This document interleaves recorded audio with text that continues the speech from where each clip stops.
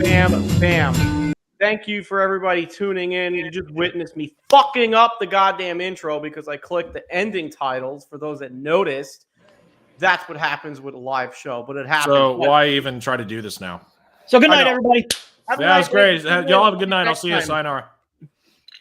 No, but anyways, bam, what's doing, guys? Back with the episode of Fresh Vinyl Live. It's technically episode 35. The title is whatever the frick we're calling it. It's tonight, gonna be clearly joining me. We got Mr. Brian Matashio, Sofubi Samurai on Instagram, and Samson West at whatever your Instagram handle is. And I'm the Hobbit here. Thank you for tuning in. Oh, look at that. Live. I'm all freaking messed up. That whole intro messed me up. So we're just going to run down the topics here. Real quick, we're going to talk about what our last new shit was from Box Day last week. We're going to talk about all the new X Plus stuff. I can't really wait to rattle my my mouth off with that. We're going to talk about our first Godzilla-related collectors group on Facebook. And topic 3, I did field out ideas from my followers, our followers on Instagram, from Noah Cola. I'll read his question later on once we get to that. And then I'm going to wrap up just my thoughts and ideas on the Godzilla and Kong on Call of Duty Warzone. And then we'll finish up with questions and whatnot. But really, first and foremost, what are you guys drinking out there? I got this tequila. It is called, this stuff here. Seriously, it's 21 seeds. It is cucumber jalapeno tequila. It is so good. It's just got like the perfect amount of jalapeno in it. And then I just add a little bit of like lime seltzer water.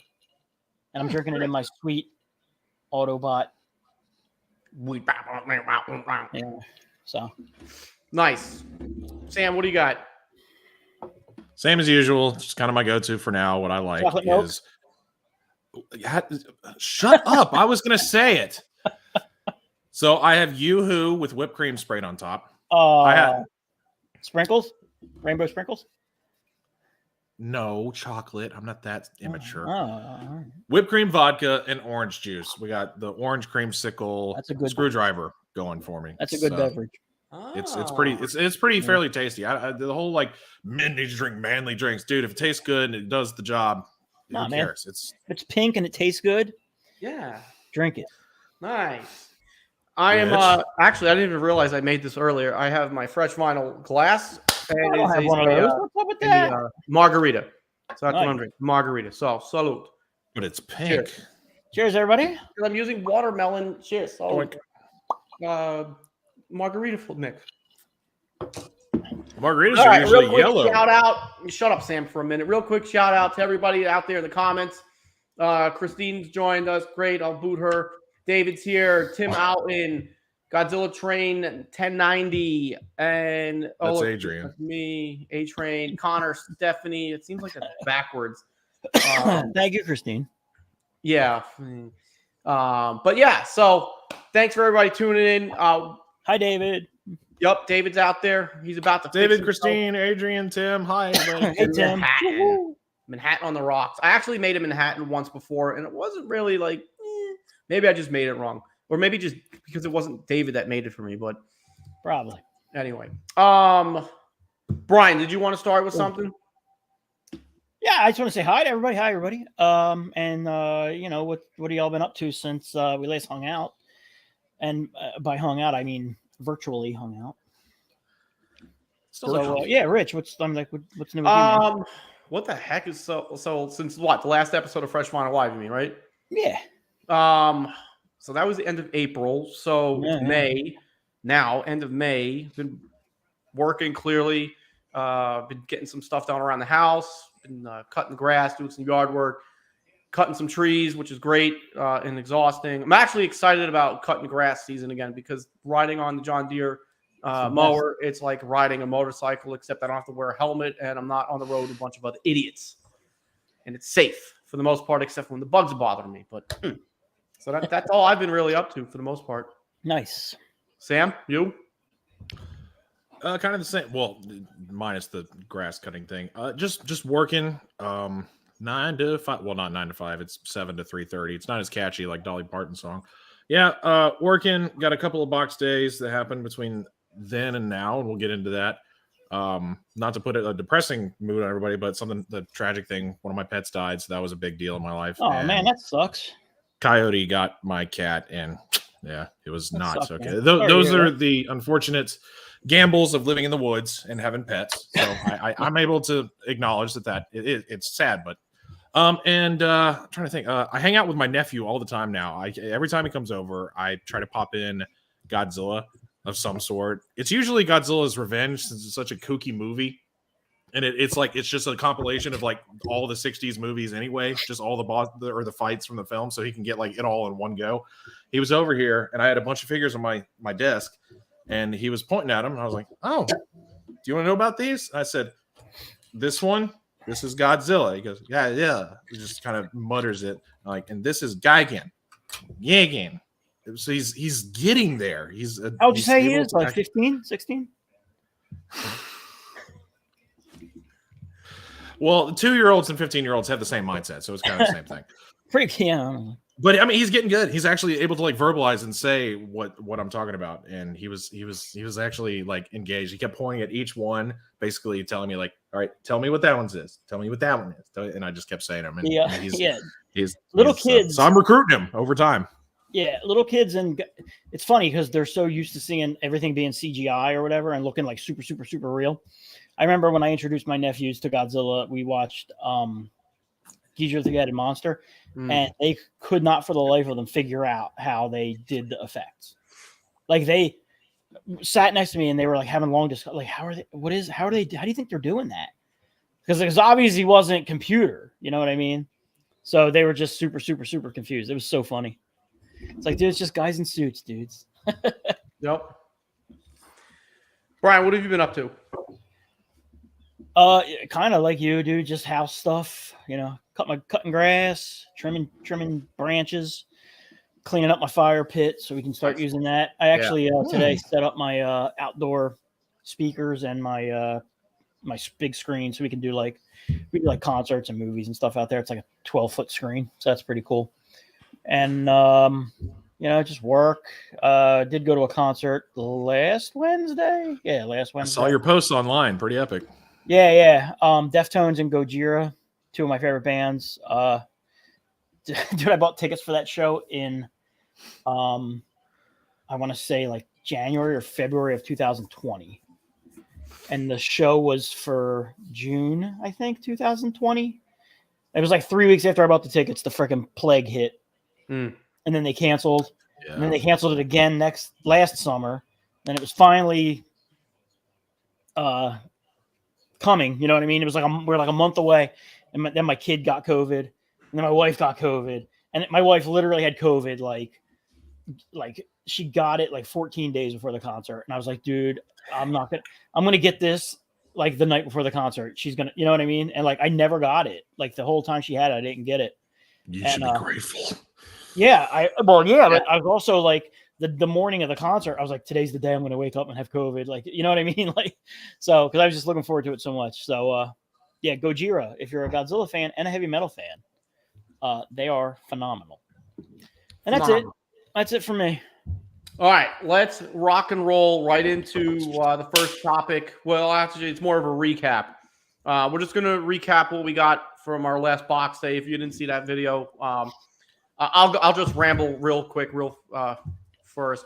I got the this wonderful giant. Actually, it's a normal size movie poster that you would see in the movie theater. Because I am not a normal sized person, as you can see. I am the poster is actually bigger than me. That poster is 9 feet long. He's long. Yeah, literally. You mean 9 inches? But yeah, no. So I picked up from Showcase Daikaiju the Mothra versus Godzilla 3-sheet poster. It was reissued in 2018, and literally shout out to Kyle Young to Collect All Monsters, because he posted his 3-sheet poster to Gojira the Three-Headed Monster. As soon as I saw his post on the Facebook group, I'm like, I need one, and it was like I knew I needed it. I've seen the posters before, but it was just something about seeing Kyle in the post with the with his poster laid out pretty much like mine is. I was like, I have to get one, and I commented, said must have one, and then he literally posted the link from Showcase Daikaiju for the Mothra versus Godzilla poster, and I clicked buy so fast. And it's here now, but I got to figure out how I'm going to get it framed and whatnot. But I know where it's going to go once it's done, and it's a beautiful piece. It's in really, really great condition. So no complaints from me. So that was my most recent box day. The only other thing I could talk about is this BBC that I got here.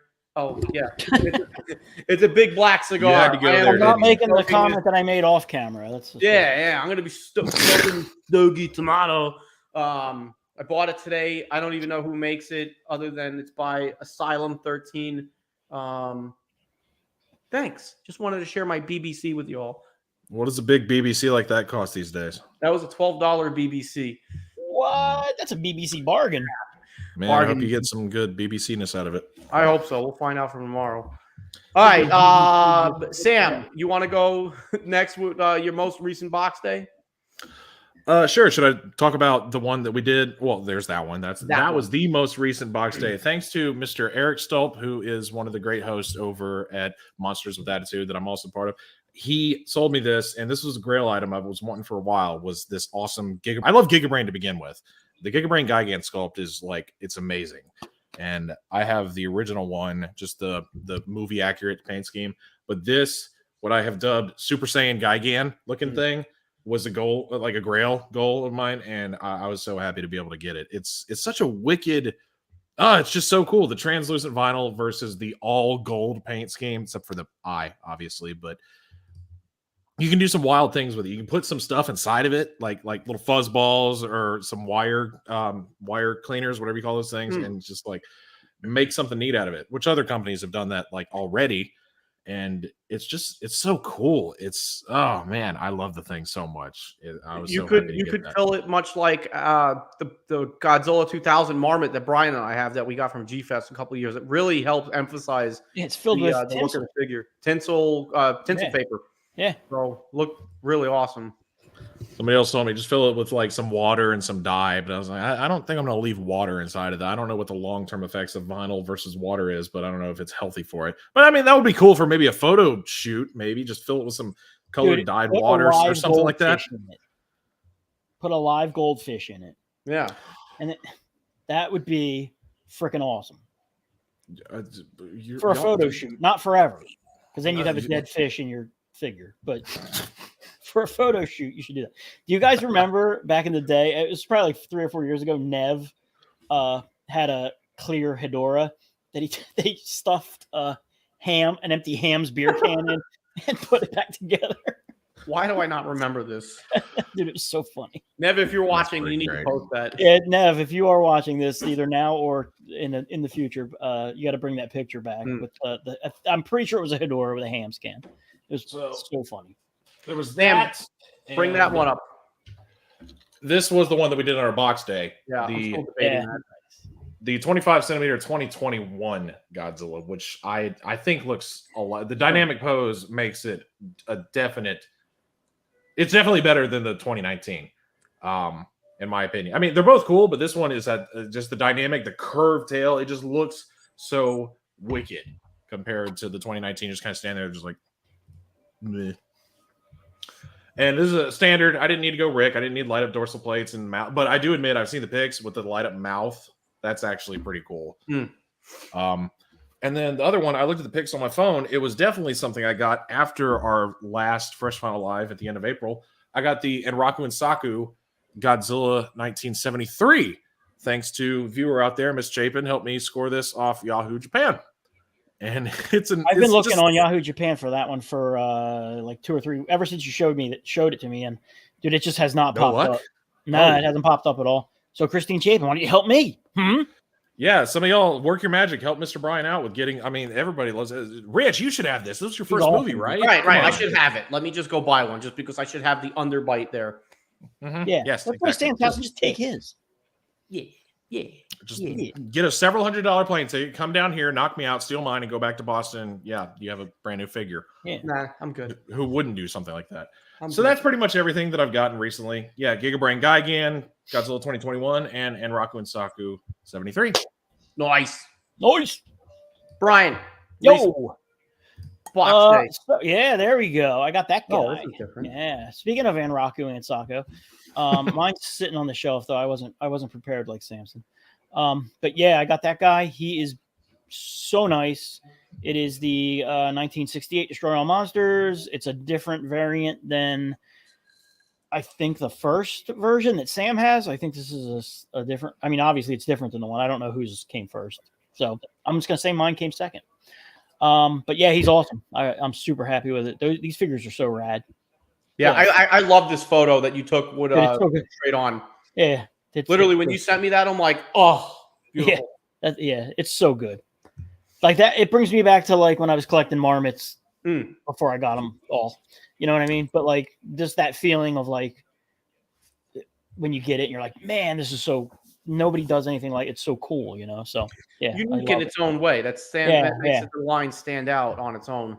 Yeah, I feel like they have like a very oversized Parababy look to them, essentially. They're like, they're kind of like that, or like even like a better made, almost like Vinyl Paradise, Marmot Vinyl Paradise figures. You know, like the plastic on, they're like chunky, like heavy figures. They're nuts. They're substantial. That's for sure. Yeah, they're not. Yeah, like you can hurt somebody. You could hit somebody and knock them unconscious. Ow, damn it. Like I said. There's Nev. What's up, Nev? Speak of the devil. Ooh, that's a wicked pick, dude. Oh, that's mine. What a great setup, man. With my others, and then yes, the shirts. Oh wait, sorry. Oh god, what's happening? Which way you want me to go? Back to the shirts? The shirts. Yeah, I got the two cavitycolors.com did a bunch of Godzilla versus Gigan 50th anniversary stuff. I got the World Children's Land one, obviously, as you can see there. It's freaking rad. And then I also got that one there, which is just Godzilla and Anguirus talking. It is also rad. I'm happy with both. Okay. I will say, if you're going to order one of them or read any of them, I never know whether I should do like large or extra large. I got extra large. They're bigger than I prefer. Like I can, like extra larges usually don't hang off me. Like this is an extra large. It's good. Like these are a little bit big, so you might, if you're like on the fence, you might want to go in between. So if you're like a medium large, you might want to just go with the medium, because they're a little bit big. But otherwise, they're awesome. But these are not. These are bigger muscles. These are printed here in the United States, right? What's that? These are printed here in the United States. Yeah. Because I know one time, I'm just gonna say it. I don't give a shit. I bought the Godzilla underwear, the boxer briefs from the Godzilla store. So I bought medium size, and I swear they're really meant for like a child small, and I can't wear them. Because you know the sizing in Japan is much different than it is here in the United States. But anyway, you can sport those and make. I just want everybody to know I wear Godzilla underwear. When the Fresh Vinyl OnlyFans starts, you'll have to wear. I was going to say sport those on the Fresh Vinyl calendar that we need to put out. Oh yeah, it's going to look real appealing and appetizing. Yeah, Ben Bailey. To answer your question, I got those from cavitycolors.com. All one word, cavitycolors.com. And they are $35, $36 each, something like that. On the video we recorded, I said they were 20. I was obviously on crack. And then I also got the Mezco box 1 after I got box 2. Why? I don't know, but I did. They came in. Rich, do you have pictures of them or nah? No Mezco pictures? Okay. Well, anyway, then good thing I have them with me. Did you not have those? Wait a minute. Oh, that's what we did for Box Day. See, I'm having a brain fart here. Yeah. No, I didn't have these for. Yeah, no, he didn't open those. It was only the Enraku and the. Oh yeah, you're right. I didn't. Well, we can talk about the Mezcos later, or we can talk about them now. Whatever you want to do, my friend. Your call. It's your world. It's your Box Day, man. We're going to talk about them later, so stay tuned. All right. We'll come back to them later. All right, so we're gonna move on to a big topic, one that I'm pretty excited to sit here and talk about. We're going to talk about some X Plus figures here, and I'm going to admit. So you guys just cut me off, interject wherever you want, because I'm going to babble a little bit about X Plus, mainly because it's the first time. Okay, my turn. Go ahead. No, I'm go for it, dude. This is your show, not mine. No.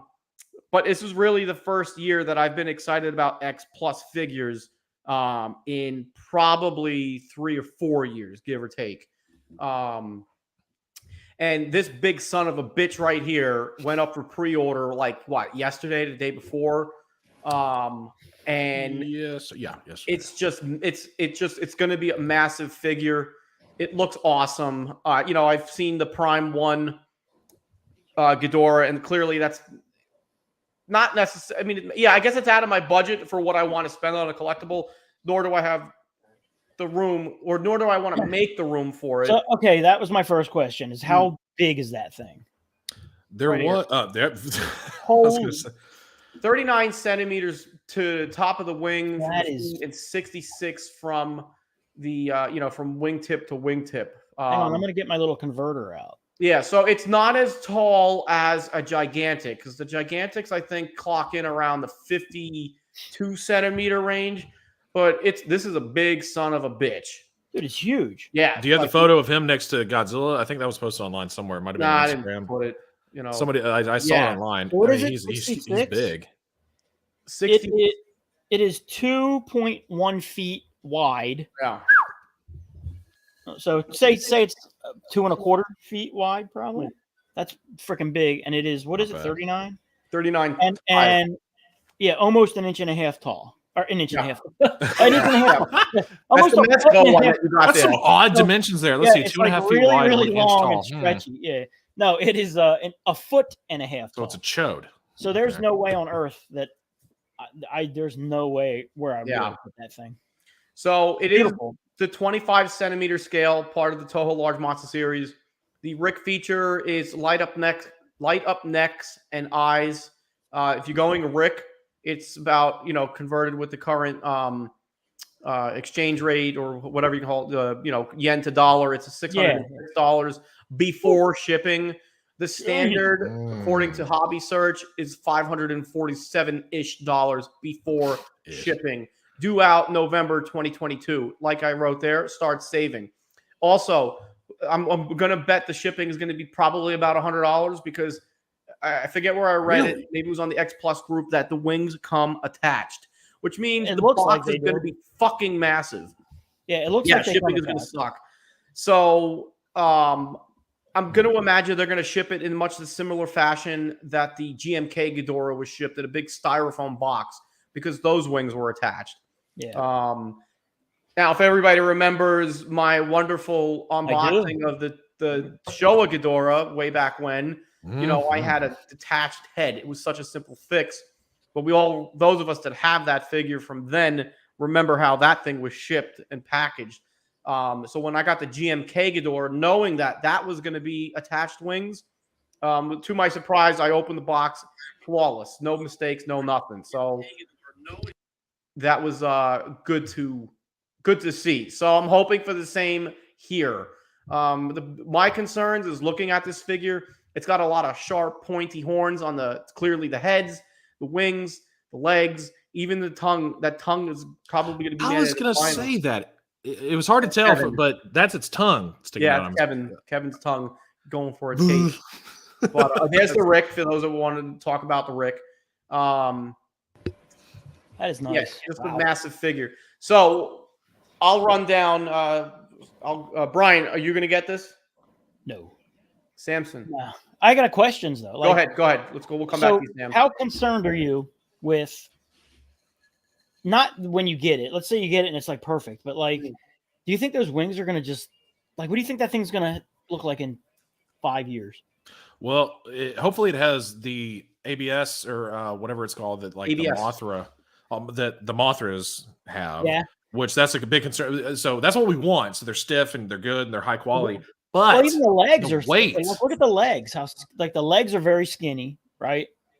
Well, I think the way because we can see one's in front of the other, and I think that's which is probably smart for balance, so that it doesn't topple over because that would be a great concern for this thing, it falling because it's heavy. See, but the wings are also pushed They're in the back. The wings Yeah. are pushed back, which especially that to what we're looking at now, the right wing. Yeah, he's got two tails that probably. Yeah, so I'm just thinking of how totally- Rodan is. You know how the like the 68 Rodan, like you might as well just. There's no way. Like I have him held up with wires. Like there's no way to keep him standing up. Yeah, the 64 25 centimeter Rodan, or both of them, 30 and 25. They both have the falling over issue. They're just their ankles. I mean, just mine is very hard to see, but he's up there at the top, and we got half of his one wing behind Hedorah, and the other is tucked into the corner of the shelf. There's no other way to balance them. I mean, that's a beautiful figure, you know. Yeah. So, John Paneer asking if the Rick light up is going to be the black box still. I would actually hope so, because I have the Rick Bachelor Larva, and in order to turn that thing on, you have to rip his ass out, tail off. I mean, sorry. oh, And it's just, I remember, pulling the tail off of that to turn the Rick on, and I ended up knocking one of the tail horns off. I simply glued it. Whoa. Nice. Yeah, it's just having to take a limb off to turn on the Rick, I think, is stupid. So also looking at this figure, like Brian had mentioned, Sam, we're coming to you. It was the legs are thin. There's really nowhere that I could imagine a battery pack being fit into this thing's body where it would make it feasible to take a piece off to turn on the lights. what do you think Mr. Ben about Bailey actually commented, and he said that from his understanding, I saw the post too, both the tails are actually going to be separate. They have to be put on. You got to get a squishy soft to put on both tails. You know what I would do with those tails? I would buy a bunch of like BBs or like ball bearings and dump them into the tails and then put them and then attach them. Like I've done that with some of my Marmot figures that are super tippy. You pop the tail off and I just dump like a bunch of like washers or something in it. You know what I mean? Just it make might it have it in there. Like the legs on the Showa Ghidorah were filled with like resin or something to destroy it was the same way. Yep. So if the tails aren't attached, like honestly, that's better, way better. Because I hope it's magnet tail too. Yeah. So what do you think about the wings being permanently attached? You think that's good or bad? I think that's good. It probably was more beneficial for them in engineering the figure rather than knowing that, all right, we got to save money to get this thing to ship better. And that's where we ended up with those stupid tabs on the Showa Ghidorahs. Yeah. Oh, so, they changed it. They changed it to pegs. Yeah. On the one that I have. Yeah. And guess what? Oh wait, I have pegs. Never mind. It is. Oh, it is pegs. Okay. Yeah. Because I was gonna say I came down my basement maybe like 2 or 3 months ago, and one of the wings looked weird on my X Plus Ghidorah, and I was like, "What the hell?" And I went over, and one of the pegs was just completely sheared off inside the figure. Like I had to drill it out, and then I had to get these. I got these like metal. I went out and just bought metal pegs, and I drilled out the wings and stuck them in there, and just wedged everything back. And now it's perfect. But I think that's good to have the wings permanently attached if you're in your permanent home and you never have to pack that thing up and take it anywhere. Definitely a box to save, because I moved a handful of times over the past, few years or whatever it's been. And I've always saved the boxes for the wing bastards, Mothras, Ghidorahs, and that's smart. Destroyer. That's because, everything else I know I could pack easy. Yeah. So, just want to give a couple shout outs to Chris Cassis, Ben Bailey's in the house, Rob Dyer, Louis Chavez. As we said before, Nev Michaels in here, Eric Kaufman. Hello, everybody. Opa to Chris. Ryan, what's up? Hello. Hey, Ken. How you doing? Ken. How you doing, Ken Bachman? Big Ken. How you doing? Big Ken. And again, thank you for everybody that's tuned in here. Sam, Ghidorah, what do you got? I think I'm going to go for him because I'm really digging the sculpts that we've seen so far from the MonsterVerse. And, I was very surprised to hear that David said he was going to pass. That's so unlike. Okay. I saw his comment. David, all you got to say is kick Sam off the show, because if he pisses you off, believe me, I have the power to say, bye, Sam. We'll just mute him the whole show and let him sit there. I can do that to myself. All right, sorry. I will go with it, but I'm not going to go Rick. I am not a fan of paying the extra money for a light up feature. Sometimes they don't work. Like there was that, oh my God, your show with the 30 centimeter MG75. Remember when it cut off while you were talking about it? It just like stopped. Yo, I love moments like that. I thrive for them. It's funny. Just like with Well, your I'm gonna Hedorah that break it. accidentally broke when you got it in the mail. It makes for some fun viewing. It happened to me too. I did the same thing. I unboxed mine live when I got it because I was curious. Oh man, I saw your video and then mine was coming. Same thing. Head was broken off. Yeah, there are a lot of concerns like I mentioned before, the wings being heavy, but the stance hopefully will help that. And as Brian mentioned, the tails being separate, that is going to be a definite plus because you can fill them up unless they're magnetic. If they're magnetic, there's not an open end on them. That might be a problem. And if they're hollow. Yeah, that's it. I mean, if they're solid, that'll hopefully help with the weight. But we'll might see. not be hollow, yeah. I will go standard if I'm able to do it. I should probably hop on and do it before it gets sold out because I imagine this thing's going to be a popular item. There's fans that actually really dig this thing, and it's going to be an impressive showcase figure for sure. Yep. So, am I getting it? Is the question. I have this problem with collecting, like many of us, that if I got this figure, I would want the Godzilla, the Rodan, the Mothra. Then, of course, I would have to get a Kong because why not? You know, I already have the gigantic 2019 Godzilla, you know, the burning one. So I was like, all right, I got my fix with the legendary stuff. So when I saw this was announced, I was like, damn, that thing looks gorgeous. And I admit I am a fan of this design. I do enjoy the hell out of Godzilla King of the Monsters. The movie is fun from start to finish for me. I do have my gripes with it. But anyway, so long story short, I did pre-order the standard yesterday. I was like, you know what? I want this piece. I'm not going to get any of the other ones, though. I decided I'm just going to get the Hedorah. This one does it for me. You know, I mean, I like the Godzilla that you got there. This one actually would pair up well with it because it's more dynamic. But you know, the completionist in me, it's just I mean, as much as I like the Mothra and Rodan design, I don't need them in vinyl form. So yeah, there's also the issue with the Rodan. At least I got the Rick, and it's not translucent vinyl. It's not. That would have been awesome. They should have done translucent vinyl with red vinyl to make it more like vibrant, like it looked in the movie, so that he looked like he was on fire. They basically just did a kind of half-assed job of doing a little bit of orange spray. It's not even there's not that much of a noticeable difference between the standard and Rick. The Rick is like a fire, quote unquote, version. Standard is just brown. I have with the 2019 Rodan. I mean, I'm glad I have him. He's cool. A lot of people don't think he is. I don't understand why. I think he's neat, but I will say, if you're going to go for it, just go. If you can find one, go for the standard because the Rick, it's not as significant of a difference, to be honest. No, and the lights, I'm so burnt out with light ups. I say that pun as much as I can because it's just don't need a light up. I'll take an extra piece over a light up piece any day. Watch what they're going to do in a year. They're going to reissue this figure with a missing head. Well, cash in on that. They probably will. You're probably not wrong. Let me ask you slightly off topic about King Hedorah of the Monsterverse.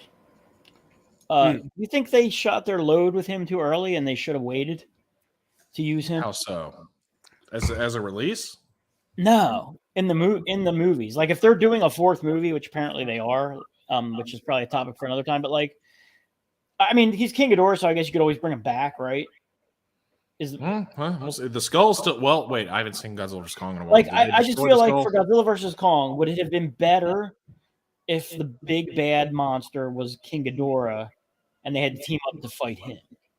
I would have taken that over Mechagodzilla. That's what I'm saying. That would have been a neat pair up because he's like Godzilla's. He's like the Joker to Godzilla's Batman, right? So like, analogy, man. You don't want to use him too soon. So I almost feel like they kind of used him or maybe not used him too soon, but they shouldn't have killed him. How about that? Yeah. Like if he had flown away at the end of King of the Monsters. Yeah, or they detained like him. He always does. Quiet or some, sleep. Yeah. I just feel like maybe his DNA still exists. Yeah, I mean, obviously you can always just have him come back if you really want him to, because I mean, movie logic can do anything they want to these days. We're talking about giant monster movies, like he can come back. But I don't know. I think it would have been cool if it had either been like Nev said just now, Mecha King Hedorah, or Mecha King Hedorah makes so much more sense than Mecha Godzilla if you're going to use Ghidorah to make the mecha whatever you're making. You know what I mean? So But Mecha King Hedorah is probably way too niche for the general audience. Yeah. You know what I felt was a big throwaway? This gentleman just said they use the Oxygen Destroyer. So legendary. Oh, God. Yes. So, well, using the Ox, I felt like that was just a throwaway. Oh, yeah. But that was just like, here's the thing you know, nerds. Yeah. You know what I mean? From a legendary destroyer, but who knows? That's what King of the Monsters was all about. It was a nostalgia trip. There were so many Easter eggs and hints back to the OG movies. Yeah, I have issues with it. All in all, it's entertaining as hell. I mean, dude, if they're gonna pick a Showa monster to do in all CG and all cool, dude, Hedorah, please, God, Hedorah, or Biollante, not Showa obviously, but Biollante or Hedorah, all like CG. Dude, can you imagine a CG Hedorah? They could do a lot of stuff. Transformations, just all sorts of crazy shit with that. Yeah, it'd be so awesome. Okay, sorry to completely get off the rails. No, it's good. That's what this is all about, man. Just having a good time and talking about, ooh, this guy. I don't think we're going to spend too much time on this one, but Real X Plus is reissuing the 30 centimeter Godzilla 64. This version, I don't know what version it was, but it's part of the Real Favorite Sculptors, right? Favorite Sculptors line? Favorite Sculptors line? Isn't that what this one was? Yeah, I'm just trying to explain the title, but you just keep cutting me off.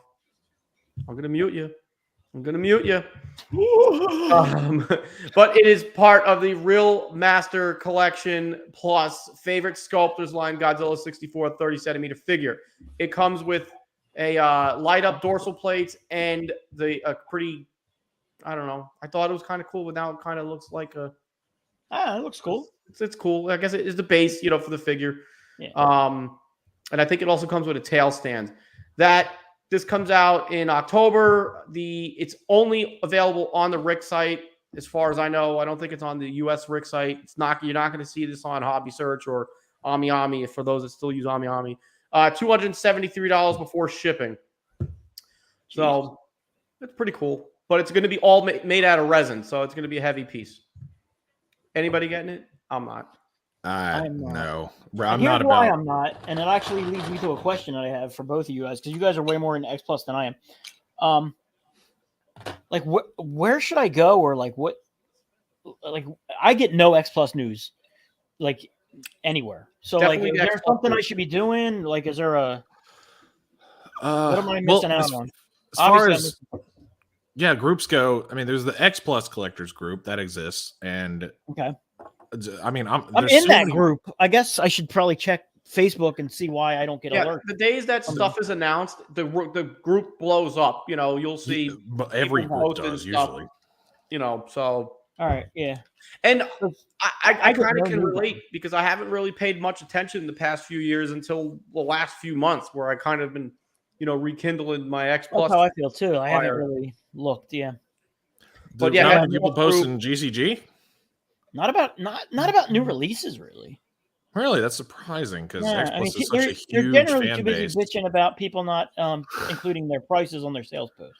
I saw that. That was funny, but it's also true. It is what it is. There's several groups out there that, that looks really nice. Actually, that does look really nice. This is doofy, but actually very accurate. Dude, that thing is only $66. The Rick is 66. The standard 55. You can get the Rick. Actually, I need to order this before the 30. It's going to definitely. How big are these guys? Do you have one on hand or no? Or Defo Real? Yeah, Defo Real nearby. Mine are upstairs. How about you, Sam? You got any on hand? The only one that I don't own a single one yet, but the next one that's coming, my first, it's going to be the Gigan. It's supposed to come out the end of this month. It said May 2022, so Gigan Defo Real is supposed to be happening. Oh, okay, so they're not super big. Okay. No. So here's next to my BBC. Oh God! Oh, he couldn't handle that BBC. No, he can't. That's not correct. Okay, so those are really neat. Is this one still available for pre-order? Yes, the Rick is available on the Rick site still till the 30th. So I need to get my ass on. Yeah, I'm definitely. I want this one. He's a killer, dude. He's so freaking funny. The standard doesn't come with me. Yes, Godzilla, but it does look good. No, that thing's rad. I love that.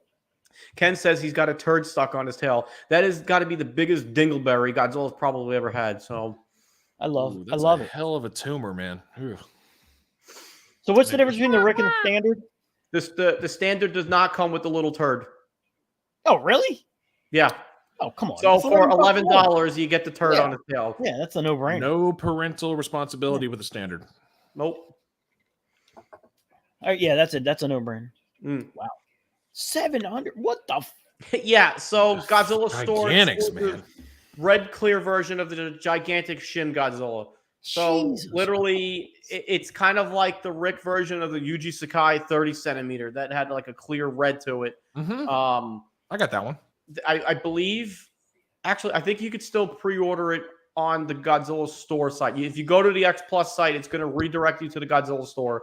So $736 plus give or take. It's going to be like $150 shipping. So you're looking at like $900 to get this son of a bitch to your door. Late 2022, early 2023 release.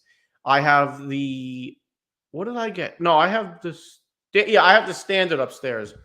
So, because the original standard was just the basic colors, and then when the Rick came out, it was like the purple version, and his head was roaring, and then they reissued it. I don't know, a couple other times. Can't keep up with it. So that's that.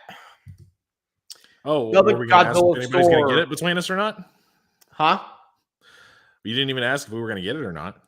You're not going to get it. I know you're not going to get it. No, I'm not. But one thing I did want to say that's really amazing about this is that this is a great opportunity for fans out there that have been wanting this. This is a very sought after gigantic that if you try to buy it now, people are selling it for $1,500 or more.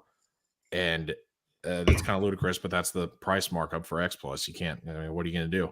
So I think this is a great opportunity for fans that have longed for this, and now they get a second chance. That's great. Yep. You don't have to pay the ridiculous prices like you had just mentioned. And also, this might people might sell theirs and maybe not sell it for a ridiculous price. And if you do want the original instead of this, although why not? This one has the crazy awesome translucent vinyl, so it's more accurate, and I think it looks better. I got to give a quick shout out to Chris. I don't know if you're still watching, but your dad George Anastasis. He said when I go down to Florida to visit him, he's going to slip a gyro up my ass. I'm looking forward to that immensely. Somebody videotape that. I got to see this. Oh, we'll make a TikTok out of it or something. You know, we'll do a fresh one online. Put some stupid ass video like song over it, and all that stuff. Okay, next. Anyway, Brian, you gonna get this guy?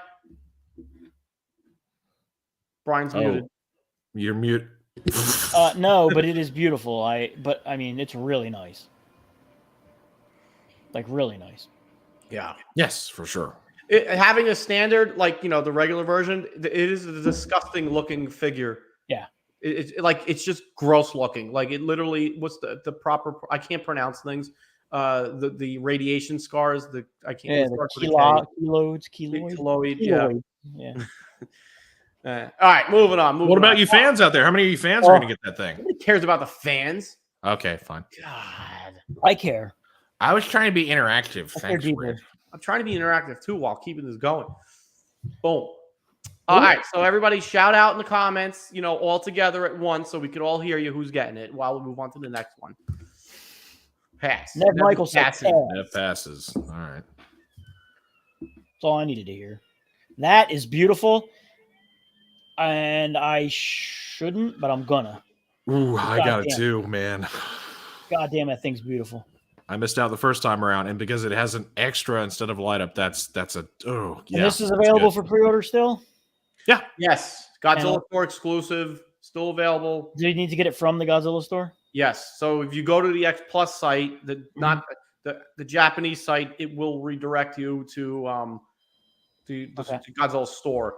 Yeah, it's all clearly on the Rick site. Everything's in Japanese, so you got to look for the section where it's basically telling you to purchase. Click here, so you'll see like some Japanese text with a hyperlink when you hover over it. It'll bring you right to the store. That thing is goddamn. That thing is nice, dude. And I love the Super X, like the way instead of just like a basic. I think the 25 centimeter had the Super X also, but it was fully closed. Now it's like open up, every weapon's exposed. It's in attack mode. That's such a great feature to have alongside this Godzilla. Yeah, it's awesome. Great. Eric Henry says that G Okamoto is watching, so that's what's up? That's awesome. Well, wow! Thank you. Yeah. Welcome. That's good stuff. Yeah, very. So yeah, that one's a buy probably. I may call you and have you walk me through the purchase process, but that's probably a buy. I actually have never bought anything from the Godzilla store, Okay. like the direct store. I wonder if like Mike however, Bay or anybody will get them. Yeah. Honestly, I'd pay like an extra $20. Yeah. Or $30 for the convenience of not buying it myself. Yeah. But yeah, it's cool. I don't believe this one has the light up dorsal plates, but to have a Super X with the cadmium and the chamber and all that stuff, that looks pretty dope. Yeah. Yeah. Nev says use by. Oh, all right, Nev. I'll be calling you, and you can walk me through. So now with I remember the OG one of this had, well, there was a Rick with the light up, but the non-light up, it still had blue dorsal plates. Do we have pics of it on the side? Does it still have the blue, or is it back to like the bone white or silver that 84 got? I think it's actually I didn't add any pics of it. You're what? I told you I can't speak English. The older I get, I learn English and then more bad English. But that's my base language anyway. I'll just go ahead. I'll look on the actual website. Bruce Willis said that in Fifth Element. But yeah. You think I don't know that? Let's see. Ken says he already has a figure, but I want the Super X. Hi Nev, you better have a hams in hand.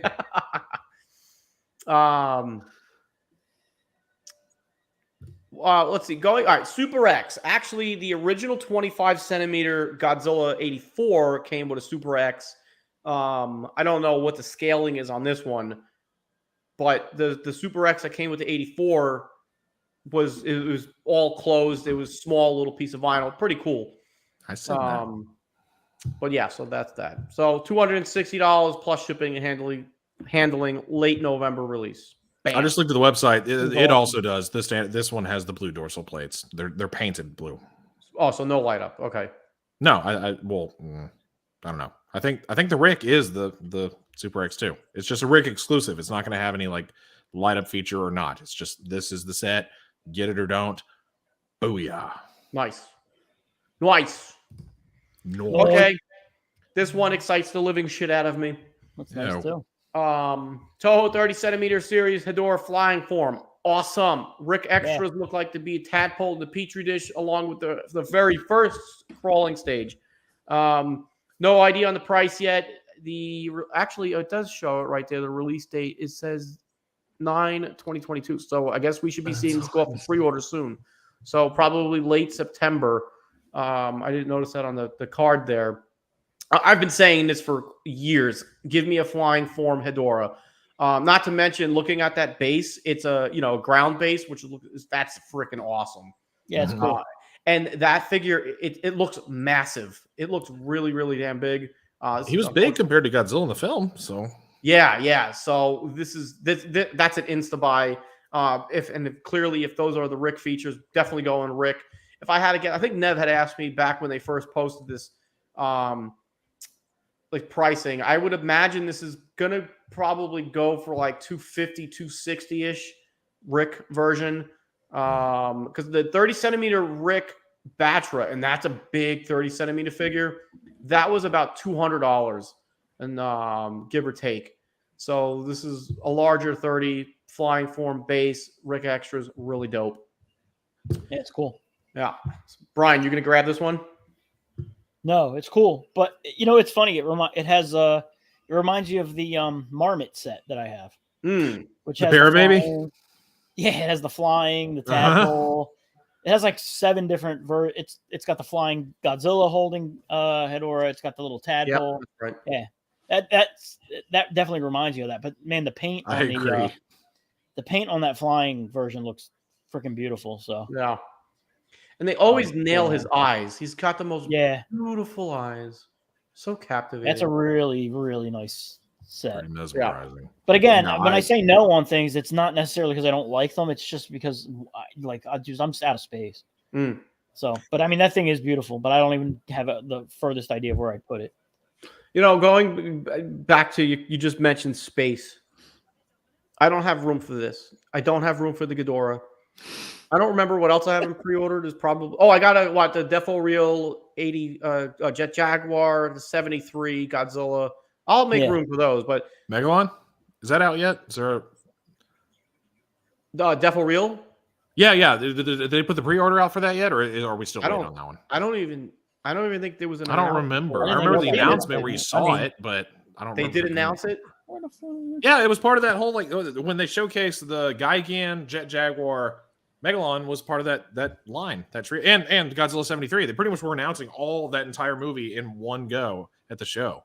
Just buy another shelf, then you'll have room. Yeah, I can do We're that, nerds. but We make room. I don't want my room to look like a shit show. yeah. I've seen this. There's a collector out there that's got like shelves on top of shelves and shit, blocking windows and shit, and it just looks like a hot mess. And I can't do that. I refuse to do that. Don't want a hot mess status.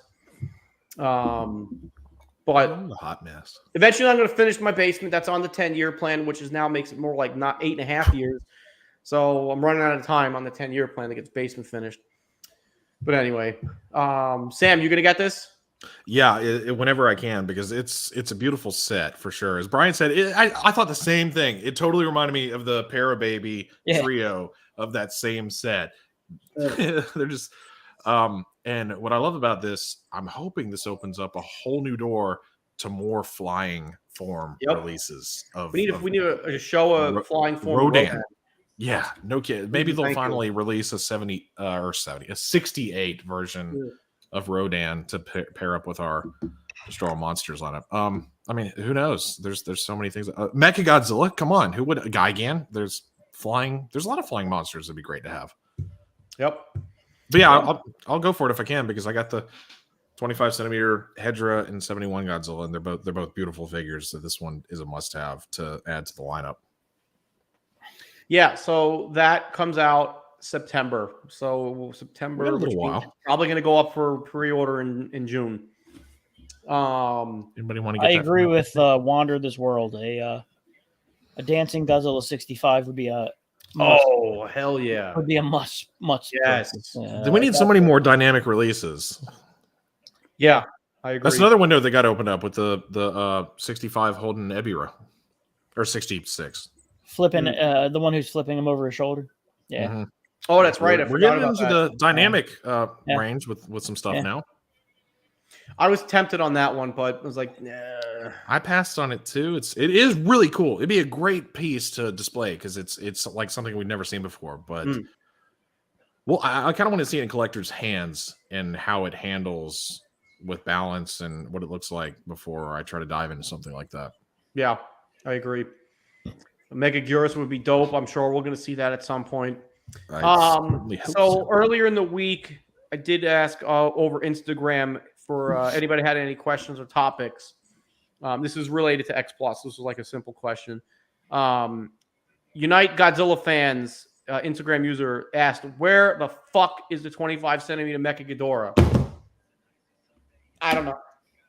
I'm willing to bet they're probably having a hard time getting that figured. The balance or how to work the wings, because if we remember back in 2014.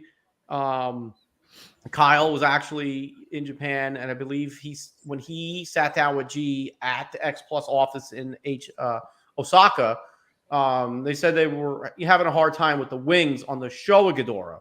So any Ghidorah figure, it's going to be a damn hard time to get that figure to engineer it with the wings.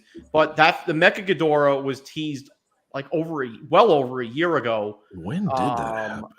So it's going to show up eventually. So we'll see about that. Is there a 30 centimeter? There's no X Plus. Not of Ghidorah. That would be insane. No Mecha Ghidorah, no Heisei Ghidorah from X Plus. So those are really, I think, the only two that we need now. Because we got Kaiser, we got the Showa, we got GMK. Grand Ghidorah from the Mothra trilogy. Yeah, I was going to say they haven't done that. I really love to see them do a Mothra Leo. That would be awesome. So that's the X Plus wrap up topic there. Just want to gonna give a couple more shout outs to Lotus Driver 260. You're a whole hour late, but don't worry, we still got some topics here to talk about. And there's always the replay. Liam Foley, thanks for keeping the chat going over there, and everybody else that's in the chat. David said he is skeptical about the balance situation, as I am. Yeah, because Nobody Mecha King wants Hedorah is to going to have come in. some thick. I mean, he has thick wings. They're pretty thick. But he's also got those big, fat, thick calves too, with the robotics that they could probably help keep him weighed down. That's true. He's got them super. David thighs. just said, yeah, X Plus got sidetracked with the MonsterVerse nonsense. Got a point. Making money though. He's not wrong. He No, he's really not. isn't. And Tim Mountain said SH Monster Arts has the Mecha Ghidorah, but that's SH Monster Arts. Mecha. They have every Heisei anything. All right, moving on to our next topic. Then we're just going to get into some discussion pieces here. First, Facebook Godzilla group. Oh! So I know with the three of us here, we've been around for a little bit with the Facebook. Sam, you want to go first? First Facebook. I had a hard Godzilla time. group? I mean, I don't technically remember because the way that I got introduced to Godzilla Facebook anything was through David Dobko. When I bought a figure from him on eBay, he told me about Facebook Godzilla groups, which at the time didn't even occur to me. That was not something I even was like even aware of. So it could have been GCG. It could have been the very original X Plus collectors group. I don't remember which one, but those were two of the earliest that existed that I've been a member of for pretty much ever. But yeah, it's hard for me to judge because I don't actually remember because that was I joined Facebook in 2009. I was just at the end of my high school career, and that's so long ago that yeah, I'm not sure, but it's definitely one of those two because those are the two earliest ones that I joined that existed too. 2009. You were just getting out of high school. No, I was in 11th grade in 2009. Jesus Christ, that's crazy. My 30th high school reunion is the end of June. Oh, yeah. I came out when Godzilla versus Mechagodzilla, the Heisei Godzilla versus Mechagodzilla. That's when I graduated. My 20-year high school reunions this year, but I don't talk to anybody from high school, so fuck them. Yeah, right. That's how I feel too. 10-year reunion was supposed to happen in 2020, but COVID hit, so we never had one. I'm like, I don't know. Who cares? Everything I know everything about everybody through Facebook. I know who got fat, who got bald, who got pregnant, who's doing what. I'm fine. You did all the above. Yeah.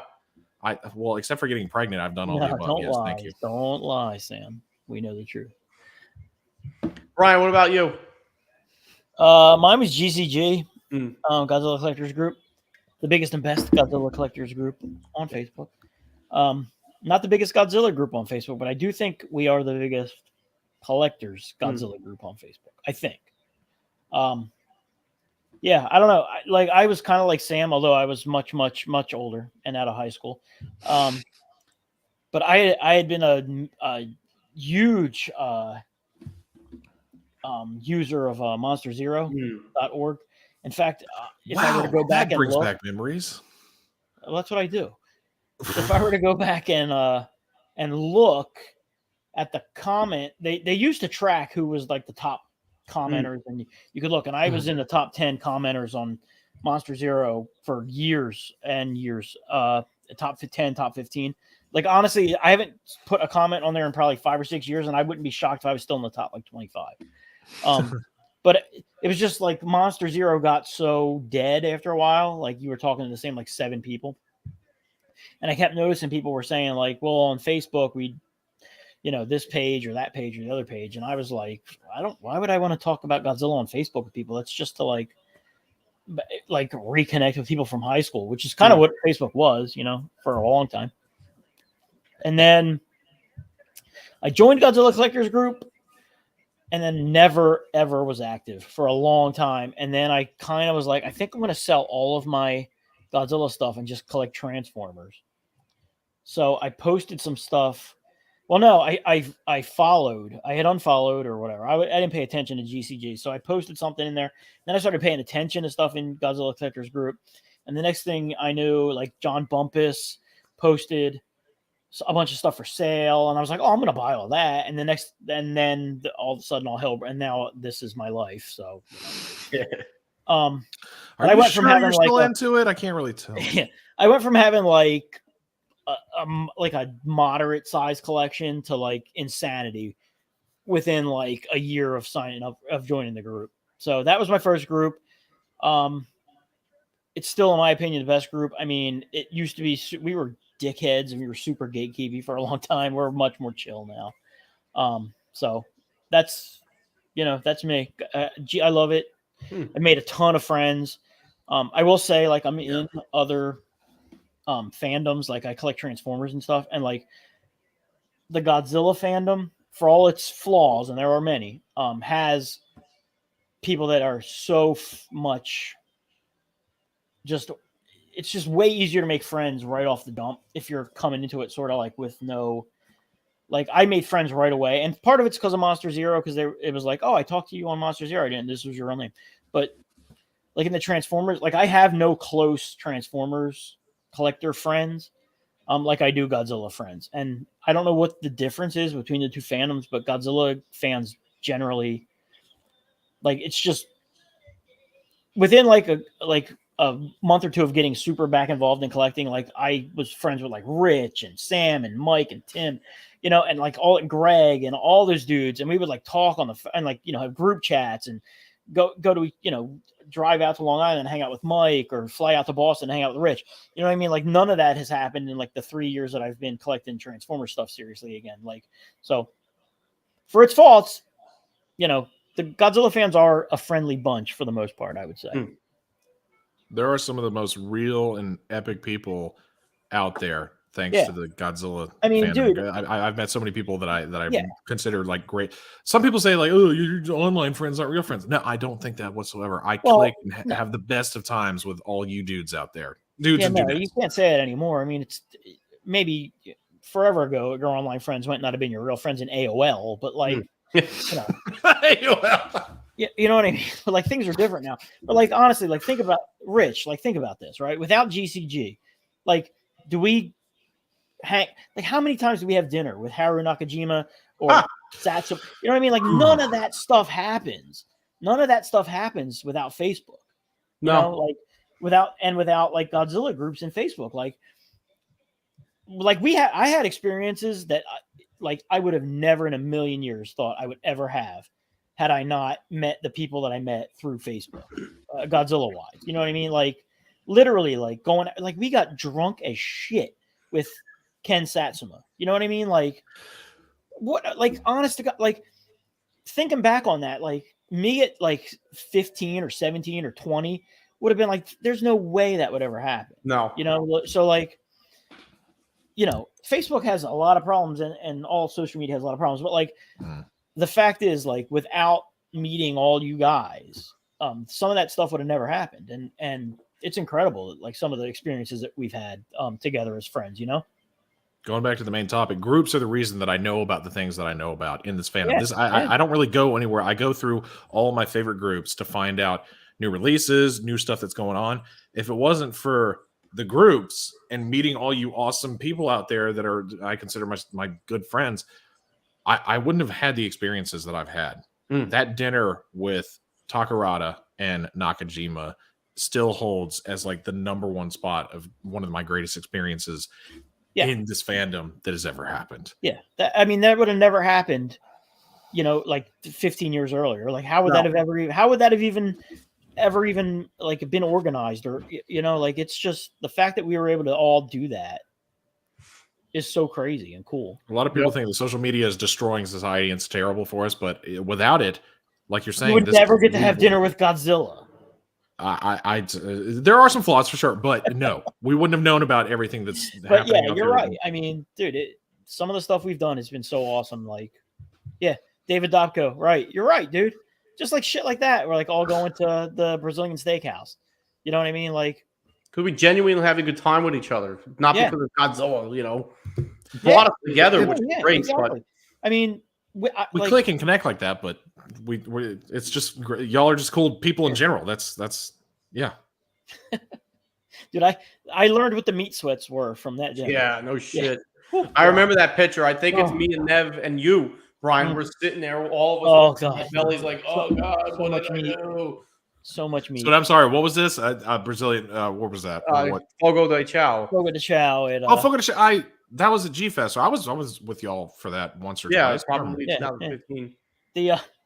But I mean, it's not just G Fest too. I mean, Sam, you were there, and Rich, you were there, and it was Greg Cordero, and Oh no, Mike Monster Mania. Russo at Monster Mania in Cherry Hill. I mean, dude, what a freaking awesome weekend that was. And of course, David, you went to Japan. Whoa, yeah, you're not wrong. Wow. You didn't go to Japan. I mean, you're not really going to get much more awesome than that. So yeah. As a group. Yeah. Exactly, right?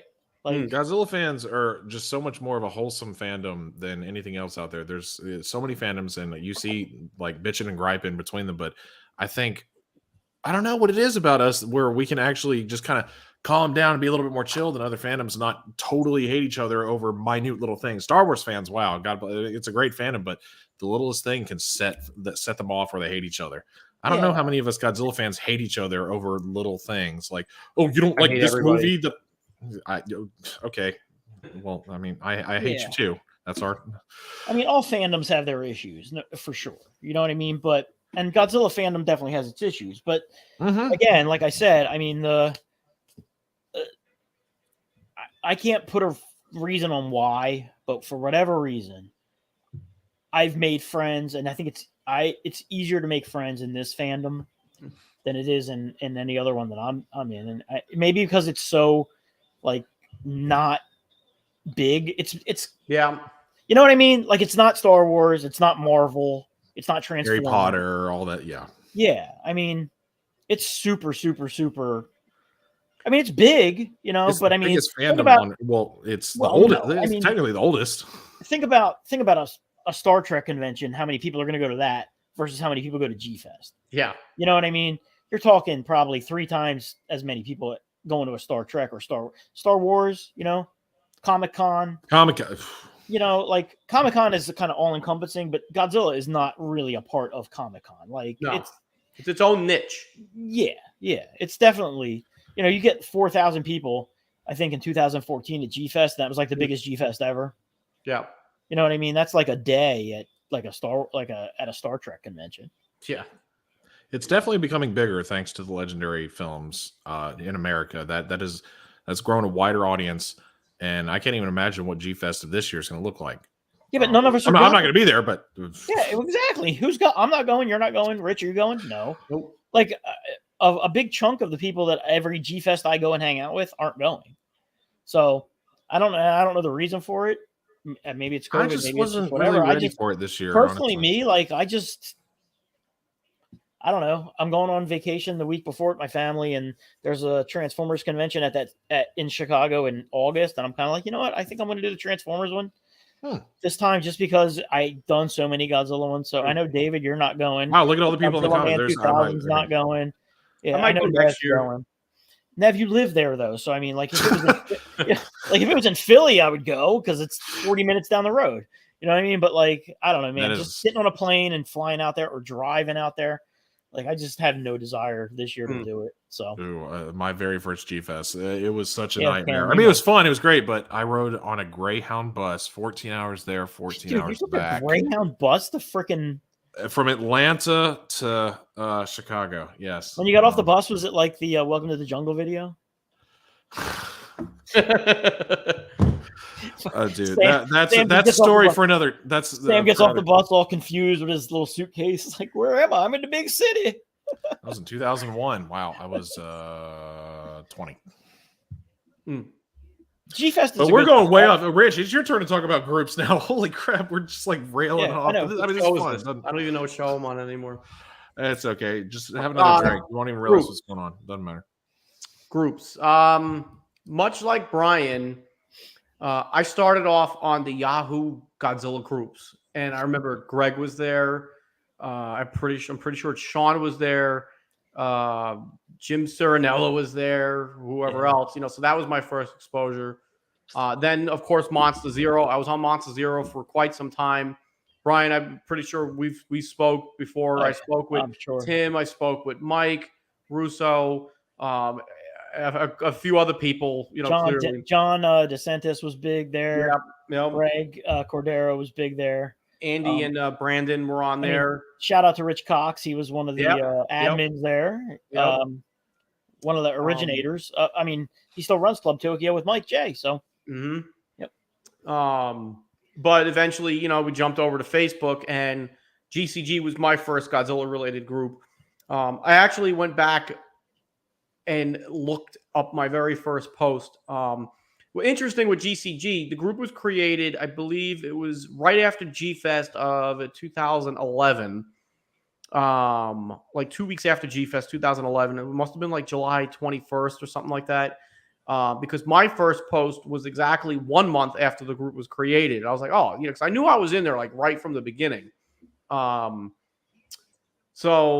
And that's where I started putting, oh, that's that guy from Monster Zero, and that's that guy. That's I know these names before or talked to these people. But that was in 2011. I joined GCG. I remember one of my first posts was my small Bandai collection. Well, my small display of my Bandai collection that I had out at the time in the corner of a room.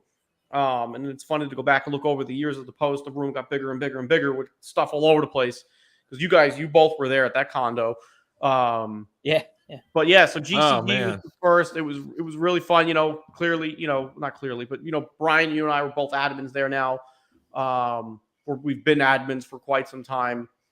Then it was the X Plus group in 2013. Clearly, we went over this story with Sam. You're the one who pointed me into that direction, and even then, at that group was like 2 years old at the time that I joined it, but there was still only like 50 people in that group.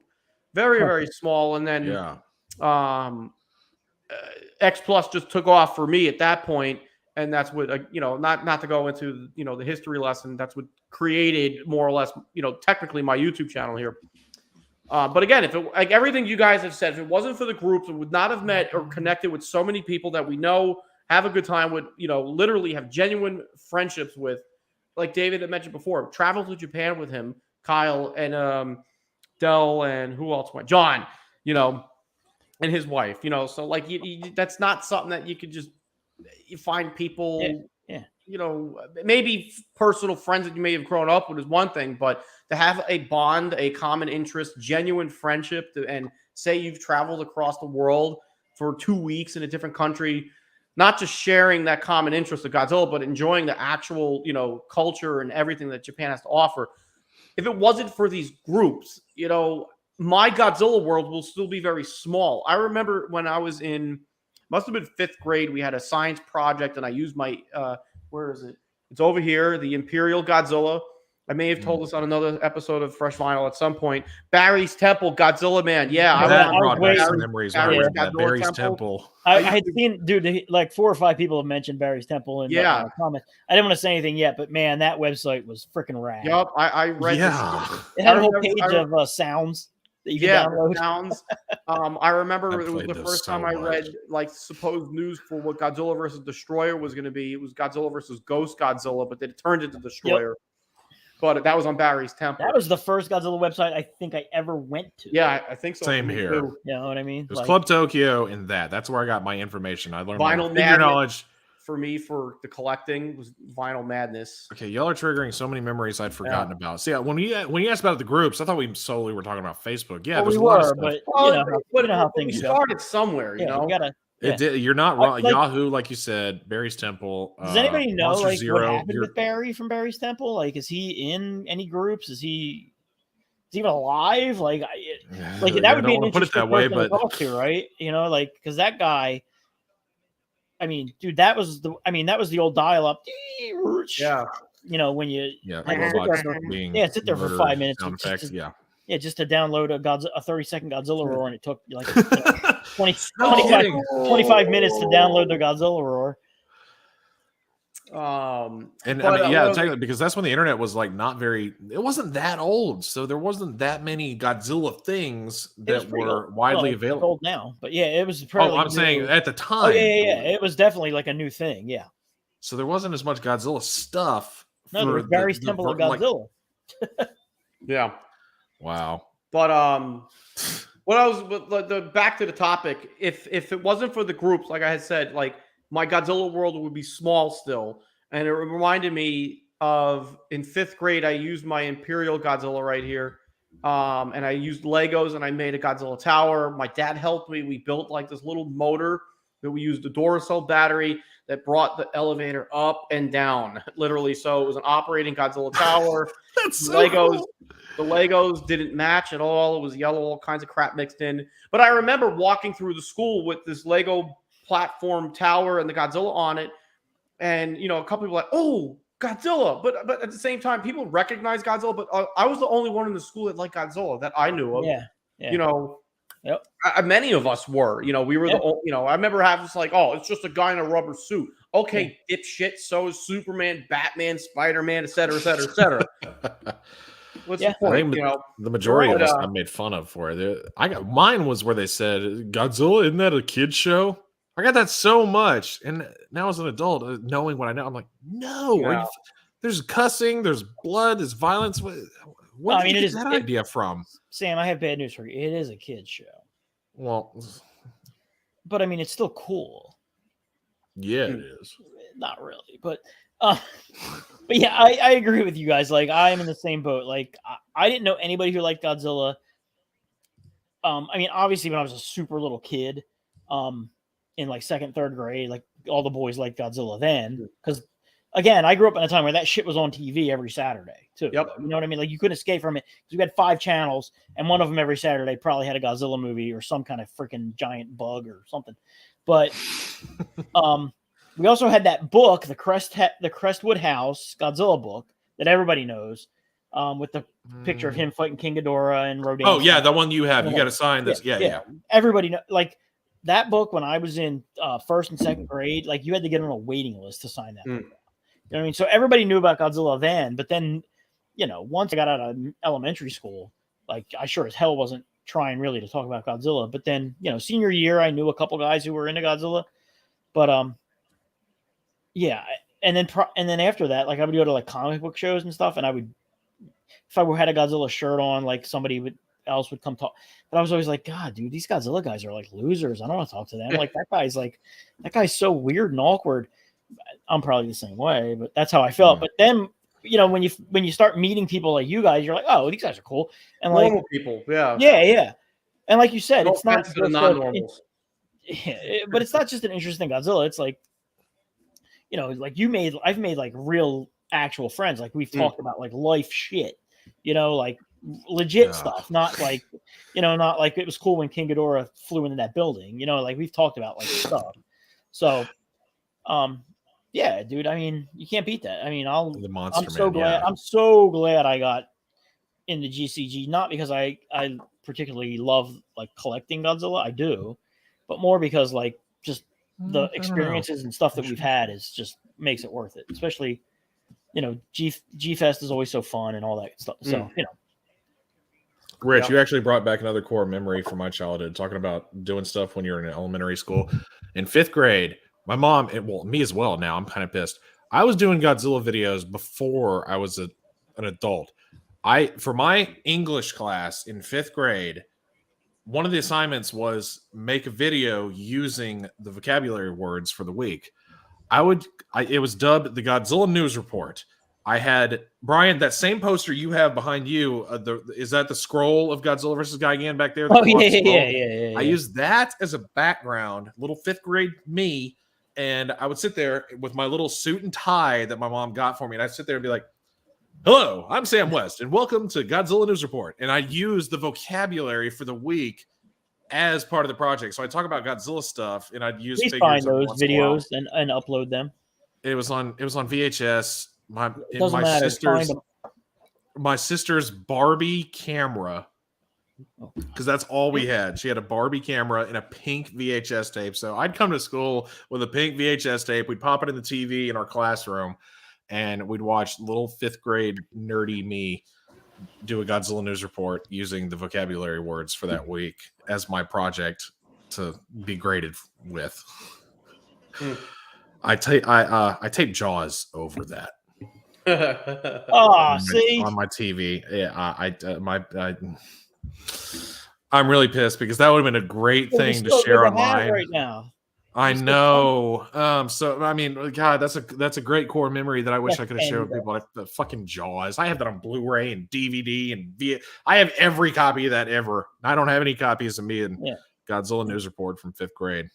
Well, Just say San Diego means Mothra's vagina.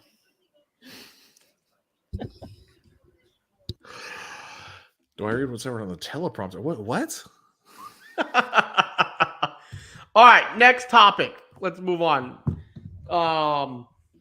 Another user from Instagram gave a topic for us to discuss. The user is Noah Cola. He asked, paying for sculpt, engineering, and vintageness of a figure versus a brand name being the reason a collectible is so expensive. Example, like a vintage Bullmark or X Plus figure or SH Monster Arts versus Mondo making the Hanna-Barbera Godzilla for 120 for a flat green basic piece. Thoughts on that? Sam, you or Brian, who wants to go first? Brian, you go. You probably have more knowledge in this subject, actually. Yeah, I mean, so are you saying for the a value for your dollar? Like, I don't know, vintage stuff is not. I mean, depending on the quality of it, I guess. I mean, you can have a pretty nice vintage collection without spending a fortune, right? I think. So if you're asking, like, are you paying for what the product is? So are you paying top dollar because it's a burning Godzilla? Because like I feel like we touched on this in something we talked about either the last video or the a little bit. video, where everything that's a burning Godzilla is like way more expensive for some reason, right? Which I don't understand because it's a burning Godzilla. The only reason I can think it's like that is because the Marmot burning Godzilla is such a popular figure that the price is outrageous on that, right? So if you're saying, are you better off spending $600 on a Marmot burning Godzilla versus $600 on a vintage Bullmark figure, right? I mean, I don't know, buy what you like at the end of the day. Yeah. You know what I mean? I mean, I have a bunch of vintage stuff. You can buy vintage figures for like $100, $120. You can buy, you're not going to buy a Marmot 95 for $120 though. So, but I also have Marmot figures that I bought for like $200 that I've turned down like $1,500 for now. So, I mean, if you're looking to like flip stuff, but if you're just looking for like having a nice collection, just buy what you want at this point. Like, I don't know. There's definitely a certain value to like vintage things, but I don't know, man. The prices for burning Godzillas, especially the Marmot ones, I can't justify. It's outrageous. Like, you shouldn't be spending $1,700. Like, I mean, you go on like Buy or Yahoo Japan, there's like $1,800 burning Godzilla figures on there. Like, that's freaking insane. So, no, I wouldn't do that. You know what I mean? Yeah. Monster Arts, I think for what they are, they're overpriced. You can disagree or agree with me. I don't, you know, they're cool, but they're a little bit too expensive. But again, it's just what you want. Like, I wouldn't spend $250 on a Monster Arts Godzilla, but I might spend that on a pink and purple Marmot Godzilla because it's just what you want. Buy what you like. Buy what makes you happy. Really. I mean, if you're buying to like make money, I mean, you're better off buying like, I don't know, stocks or NFTs. I mean, so. Yeah. Here's my thoughts on it, because like listening to what you're saying and reading his question, you know, over the last few days, thinking about it. All right, so the question again, it was paying for sculpt, engineering, and vintage in its verse a brand name, and the brand name being Mondo. The Mondo Hanna-Barbera figure, $120 for a flat green basic piece. So you know, looking at the Mondo Godzilla Hanna-Barbera version, it kind of looks plain Jane and basic. It's got a nice size to it. You know, it literally practically nails the look of what you would see watching the show. But the thing here is that figure has never been done before, to my knowledge. Yeah. And it's a limited piece, you know, so they made however much they made, you know, quantity wise, and that's it. So that's why it's $120. Same thing now with any and every other line that we all collect here.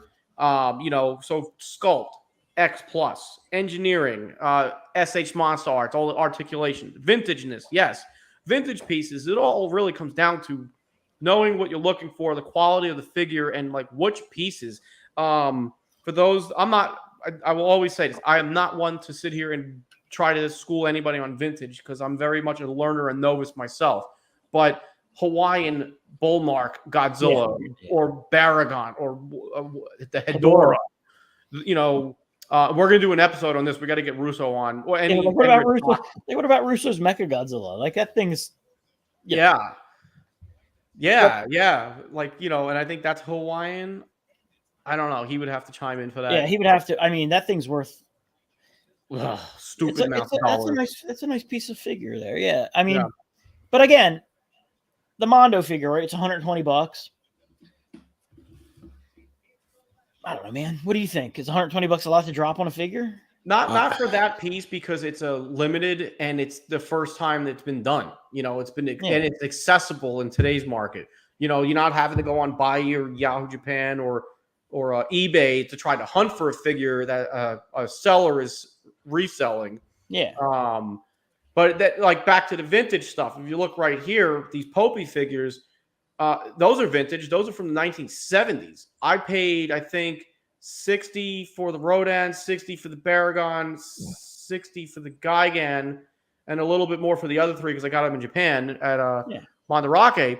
But those are vintage pieces. Those were not that much money, at all. And I love them, but going to the X Plus stuff, clearly we're talking about the Hedorah before, that's $500 something odd dollars. You're paying for size and sculpted attention to detail. That should be exactly what you saw on your movie screen brought to life on your shelf. So like you had touched on, David had put in the comments, you're buying what you like, but each and every line is different, trying to achieve different goals. It's not like X Plus is trying to do what SH Monster Art's doing. It's not happening. So that's my 2 cents on it. When it comes down to the limited stuff, you're going to pay a little bit more money because like Greg Hedorah would always say, supply and demand. If there's a limited supply but a lot of demand, that's going to raise the price on said piece of collectible. Yeah. So what do you think the demand is on a vintage figure though? Like really? You know what? It comes down to right? This is something a lot of vintage collectors talk about. It's because there's not much knowledge out there with the newer collectors because they don't it's not well promoted. It's not blasted on every Facebook page. New order here because the stuff is not new. You got to know where to hunt for it, and you got to know what you're looking at. Like this Bullmark releases that are the same sculpt from the 70s that are getting reissued today with like new paint jobs under new by M1. But so you bring somebody in that has no clue about vintage, they're going to look at the actual vintage piece from the 70s and look at the reissue from today and be like, what's the difference? Yeah. Like, why is that one $5,000 and this one's $120? But here's an interesting question too, though, right? So I think like everybody talks about vintage as in like this is from like the late 60s, early 70s. But honestly, man, at this point, like you got to think like a lot of Bandai stuff is considered vintage. 80s. I mean, a lot of that stuff's the 80s. What do they call it? Like the Fragile Wing Ghidorah? That was a grail for a long time for me. And the early 2000s, I was able to score one. I don't have it anymore. Today, that's considered vintage. I'm in a lot of vintage toy groups on Facebook, and do they consider vintage anything made before 1990? So that's like a huge chunk of the Bandai stuff.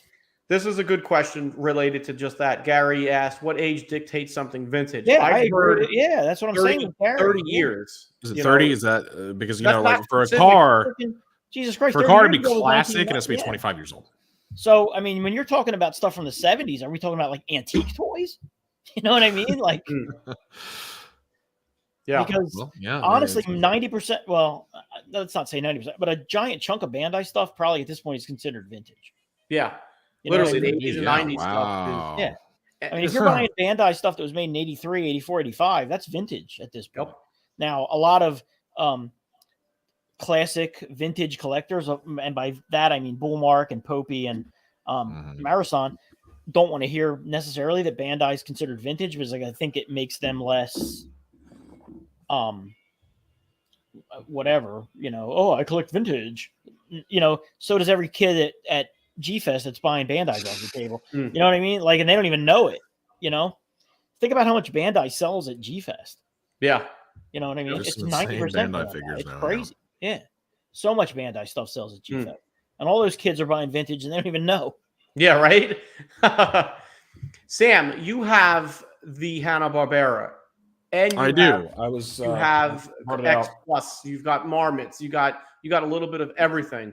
So related to that gentleman's question, how do you feel about the money you spent on that figure? You know, Well, hearing what you or, said, you know, like how do you like? Yeah, hearing what you said, it makes more sense now. Before I was like, well, why is this 100? It's kind of short. It's in the 7-inch scale. If it's great with, oh great, my TV just turned green, so it's even more green than it needs to be. But at first I did think, I was like, it's a little short for a $120 figure. But considering what you said, you're right. It's a supply and demand thing. There's no other sculpt of this figure, which is why they could charge what they charged for it. And now that does seem, that's more reasonable in my mind than it was before. Because before it's like, oh, Bandai, I've been buying Bandai for years and all that stuff. Why does a 6-inch figure need to be $100 and something bucks? It should be like 60 or hell, even just 25, like with the new releases. But that does make more sense. And with everything you said about, there is the difference. SH Monster Arts bases their price range off of the amazing articulation, because that's probably hard to do a sculpt and put it, and then X Plus with their sculpts, that's their like that's what makes them popular. And it kind of just depends on, I guess, what they do with it, how old it is, how available it is, because as we know, not every company releases just hundreds and hundreds and hundreds of that figure when it comes out. They do a limited release. That's why there's a lot of X Plus stuff that is so expensive, because it was a limited release. Yep. And aftermarket prices are insane. Like the GMK set, Hedorah, Baragon, Mothra, all the I can't find them. I hate that I missed out on them, but the prices are through the roof. So it's about what you consider them to be worth. I probably paid way more than I should have for my final Parababy for my collection. The final one I needed was the Godzilla 65 with the P1 rocket ship. I paid about $275 for that set, since it was the final one that I needed. And I was just tired of hunting it down. It's the most expensive one that I have in my collection. You have every other Parababy? Well, next to that blatantly open box I didn't see now until I'm on full screen. Yeah, I have like the entire collection of the Godzilla series. Not the, I know there's Varan, there's the Gargantuas, there's Mogira. So I have the entire Godzilla series. You have all the original. I have and monsters from the film. I got you. Okay. So the Godzilla series, I have every single one from that series. I mean, like the whole 9 yards. It's just Showa, 54 through 75. That's all they did. All mail-aways too. I was actually pretty lucky to get the very, very original release, and because that's what I was hunting down, I was willing to pay more for it. There are repaints and reissues of them, but I wanted. It was kind of like I don't know why I had that mindset. I was like, oh, I want like the original release. I want the very first version of these figures and the little extra that comes with it. So that was my mindset. I might have paid a little bit more than I should have for some of them, but it was because that is what I thought. That's what I wanted to do. So it really does depend. Well, they're not making them anymore, so it's not like. Oh no! They're gonna get cheaper. So I think they only released them between 2002 and 2004. 2004 was the last year they came out, and they all they did was the Showa. Yeah. So it's up to the buyer, really, what you consider something to be worth. Should I have paid $275 for that Godzilla 65 set? Probably not. But I did because I considered it. It's one of the coolest sculpts, and it's one of the most popular Godzilla suits. Yeah, I love that. That sculpt is freaking great, and the P1 is awesome. So yes, yeah. So it's really up to the buyer, the collector, what have you, what you consider the price range to be for stuff. Low effort kaiju videos, waiting on a reasonably priced M1 GMK Ghidorah.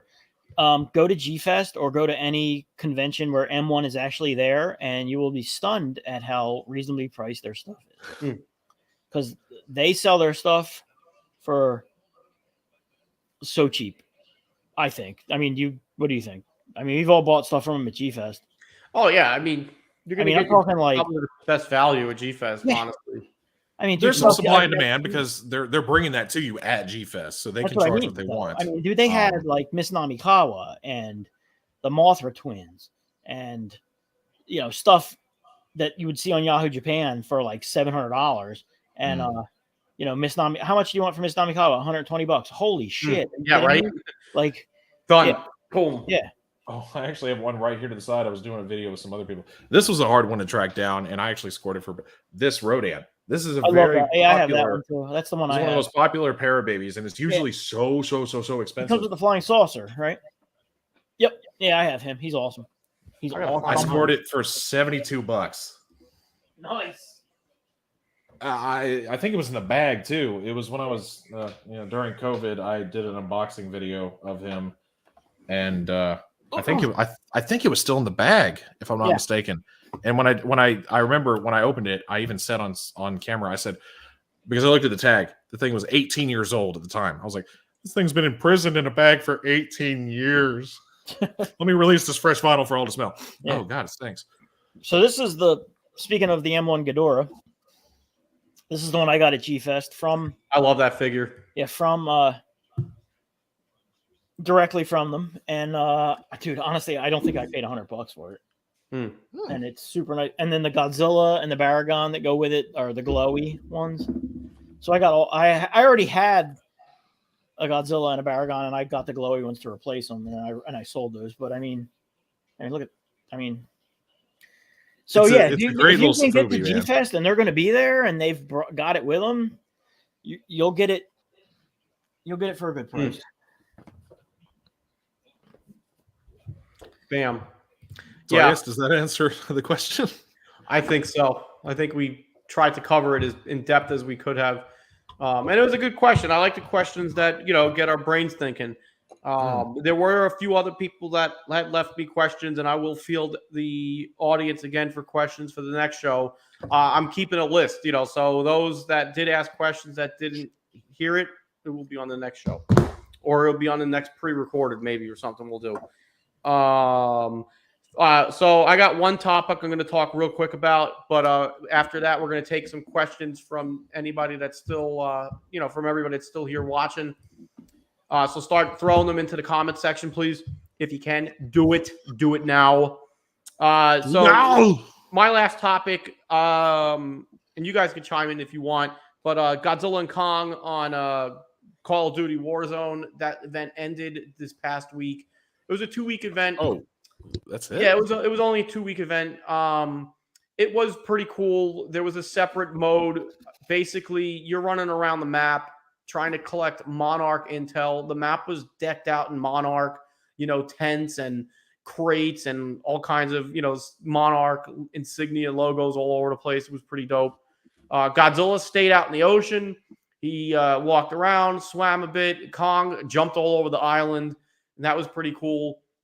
It was really awesome walking around, running around the island and just seeing Godzilla poke up over the trees from the ocean. Mind you, while this is all happening, you're still fighting other teams, so it's you and 4 people versus like 30 other teams of 4 with Godzilla and Kong, doing their thing. They don't fight each other, unfortunately. But Kong's throwing rocks, Godzilla's blasting his heat ray.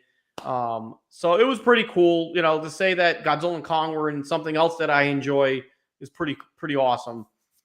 But it's over, and that was that. I didn't win any matches.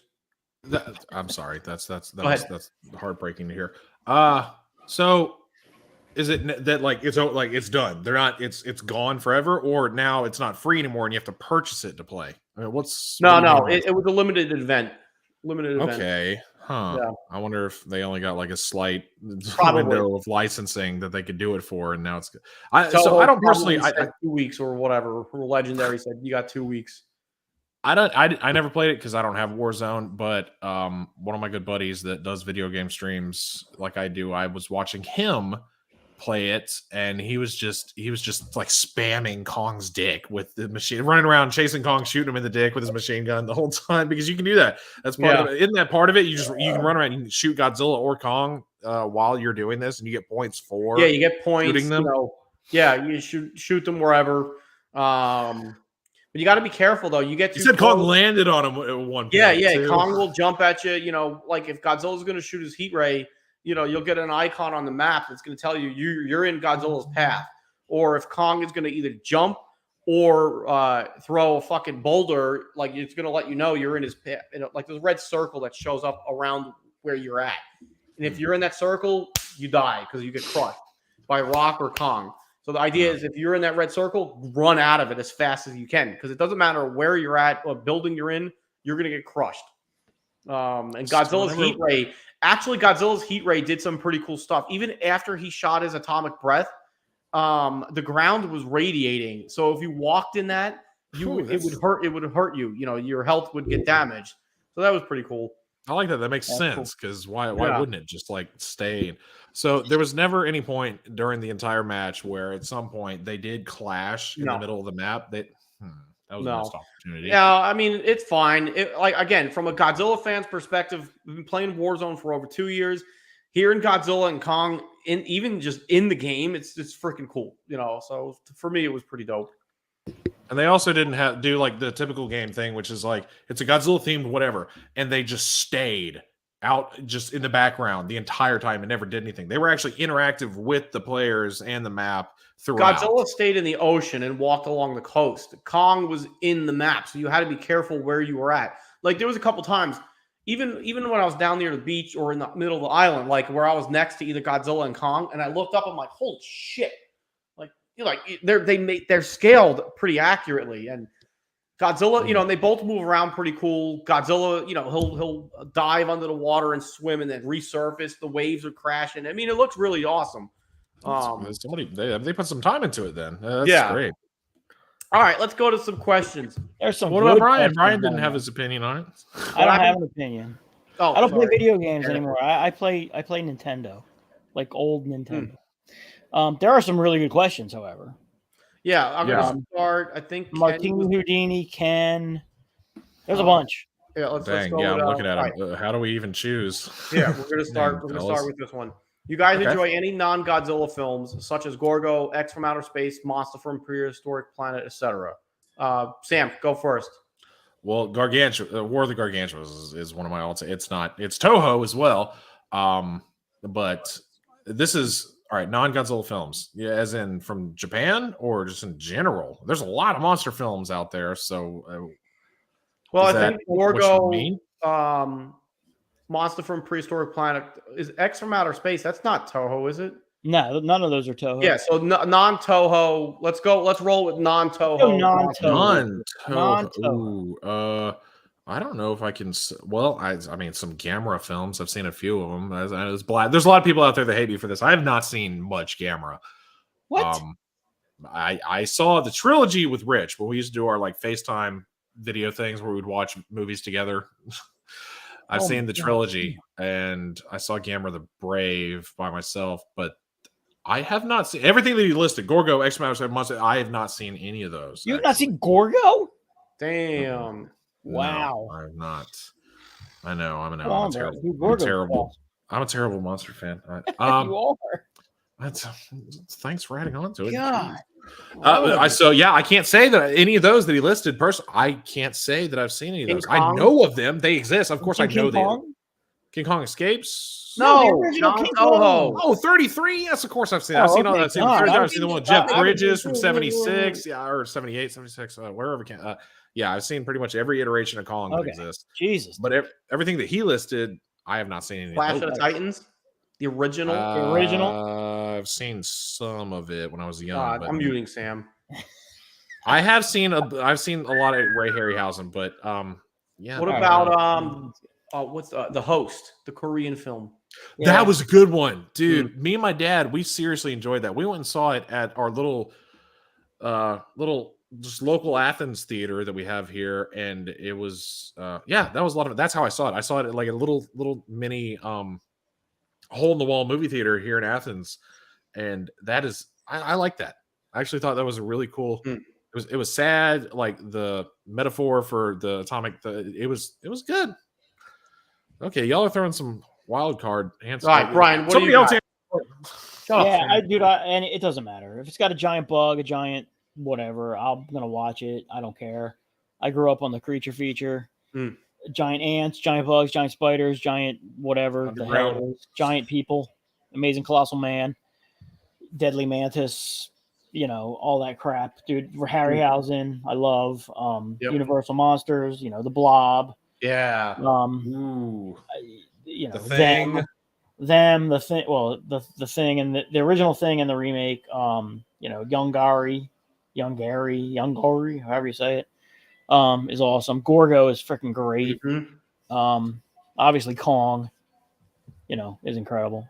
Here's kind of a like hole in the wall. The Tremors franchise. That's kind of old if you consider it. The first one came out in Well, 1990. yeah, I mean, it came out when I was in high school, I think. So 1990. That's when the yeah, Tremors. yeah. I love the original Tremors, Tremors. yeah. I think it's freaking awesome. Mm.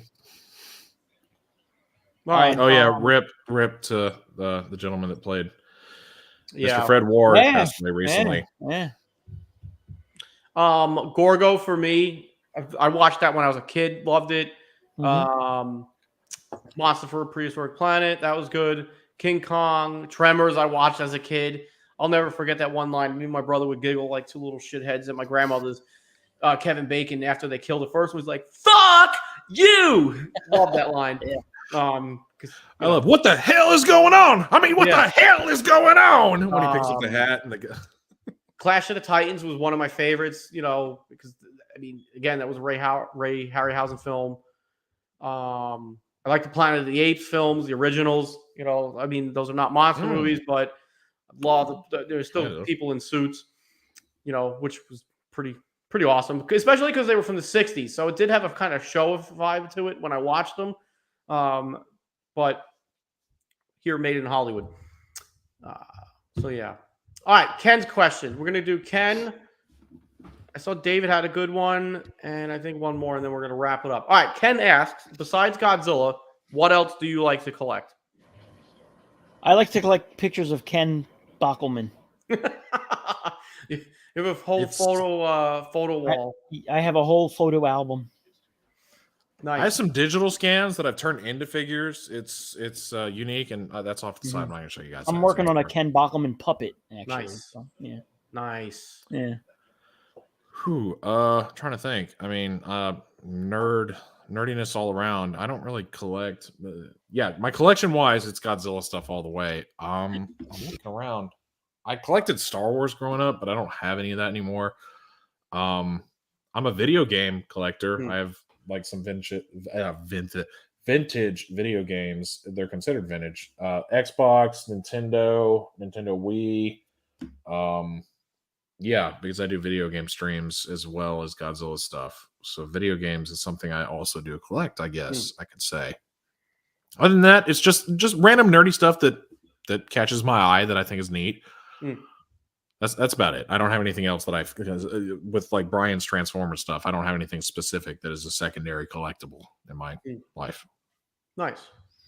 I'm working on my Ken Bockelman bedsheet collection. I really love the pillowcases. It really helps me bond with him closely. You sleep really well. Yeah. Yeah, when you're covered by Bockelman. Yeah. Are you gonna get the life-size pillow doll that? No, not just regular pillows. Okay. But other than that, I like the Star Wars stuff. If you can see, I don't know which way I'm pointing. Over here, Star Wars. No, Star Wars right here. Hot Toys. I've talked about this before. Just the bad guys. With a couple companion pieces such as Stormtroopers, Royal Guards. I got Vader, Palpatine, Grand Moff Tarkin, Darth Maul, Kylo Ren, etc. What do you got, Sam? When I visited you at that apartment, you used to have your Darth Maul lightsaber. Do you still have that? Actually, it's right here. Actually, this wall is pretty cool because there's lightsabers. These pieces of art are actually like patent blueprint style drawings of the Millennium Falcon, TIE fighters, and an X-wing. So I set those up on that wall. So that's where the Darth Maul lightsaber is. Yep. So just bad guy stuff. I gotta fix this. What else do I collect? I got some art stuff that I like collecting. That's it. Yeah, I probably have other stuff. Oh, Saw stuff. Clearly, you know, I like the Saw movies. I got the Billy doll. My arm, it's themed after the Saw movies because I got Billy on the arm right there, and whatnot. The circular saw with the spiral, and then the puzzle piece over there. So yeah, so that's collecting wise. All right, moving on. Couple more questions. This one from Connor is good. I don't know if you saw that one. Where is it? Any monster? Do you guys think we'll ever get MonsterVerse styled figures? I'd love them personally. I do not think we will. However, I also would love them. It would be awesome. Can you imagine like a Marmot Muto? Okay. Oh, from Marmot. MonsterVerse. Okay. You know, I was like, we have MonsterVerse figure. What are you talking about? No, he's saying stylized. Like I didn't hear you say that. When people say stylized, I assume that means like M1 Marmot, you know, Amraku and Saku, whatever. Stuff like Ooh. I don't think we ever will. But I think it would be freaking cool as shit if we did. Like imagine a Marmot Kong. Yeah. Dude, the only thing we've seen is Bandai and SH Monster Arts and X Plus from MonsterVerse, right? Yeah. So yeah, we've seen X Plus. Yeah, that's about it. Yeah, that'd be awesome. Would be cool to see those. And then the American toys, the American toy lines. Yeah. David's got a cool one. Instead of the usual suspects, what new monsters would you like to see Gigabrain make? Dude. So Gigabrain makes Gigan, Hedorah, Jet Jaguar, Monster X, Godzilla 62, Godzilla 62, Hedorah, and 65. 65, yeah. They've done Hedorah too. It's a big one. Yeah. Big one. Yeah. I mean, hell, like Rodan would be a show of Rodan would be pretty sick. I would. Remember, like 5 years ago, they showed that they were doing a 95. And never happened. It was like a gray, like a black and white, like clay sculpt, probably of a 95. But again, I don't need another freaking 95, dude. No.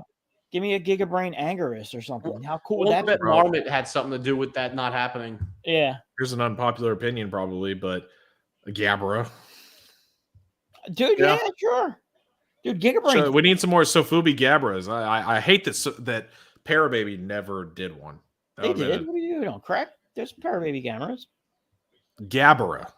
Oh, Gabra. Mm-hmm. Yeah, that would be cool. There's a few Sofubis out there, but not many. There's this one. The Vinyl Paradise, right? That one there. Is that Vinyl Paradise? That's Vinyl Paradise, yeah. Okay, so there is that one. But that they do very, very random sculpts. I mean, Gigan's, they could have chose 72, but no, they chose 73 since there is nothing of that out there. Yeah. So I'm trying to think of like show-wise, I mean, dude, a Mecha Godzilla from Gigabrain would be super cool. Dude, I mean, Gigabrain makes cool sculpts, so anything they made, I would probably want to buy. I don't know why they did a Monster X. That's the only one I don't have, and I don't care. Right? But,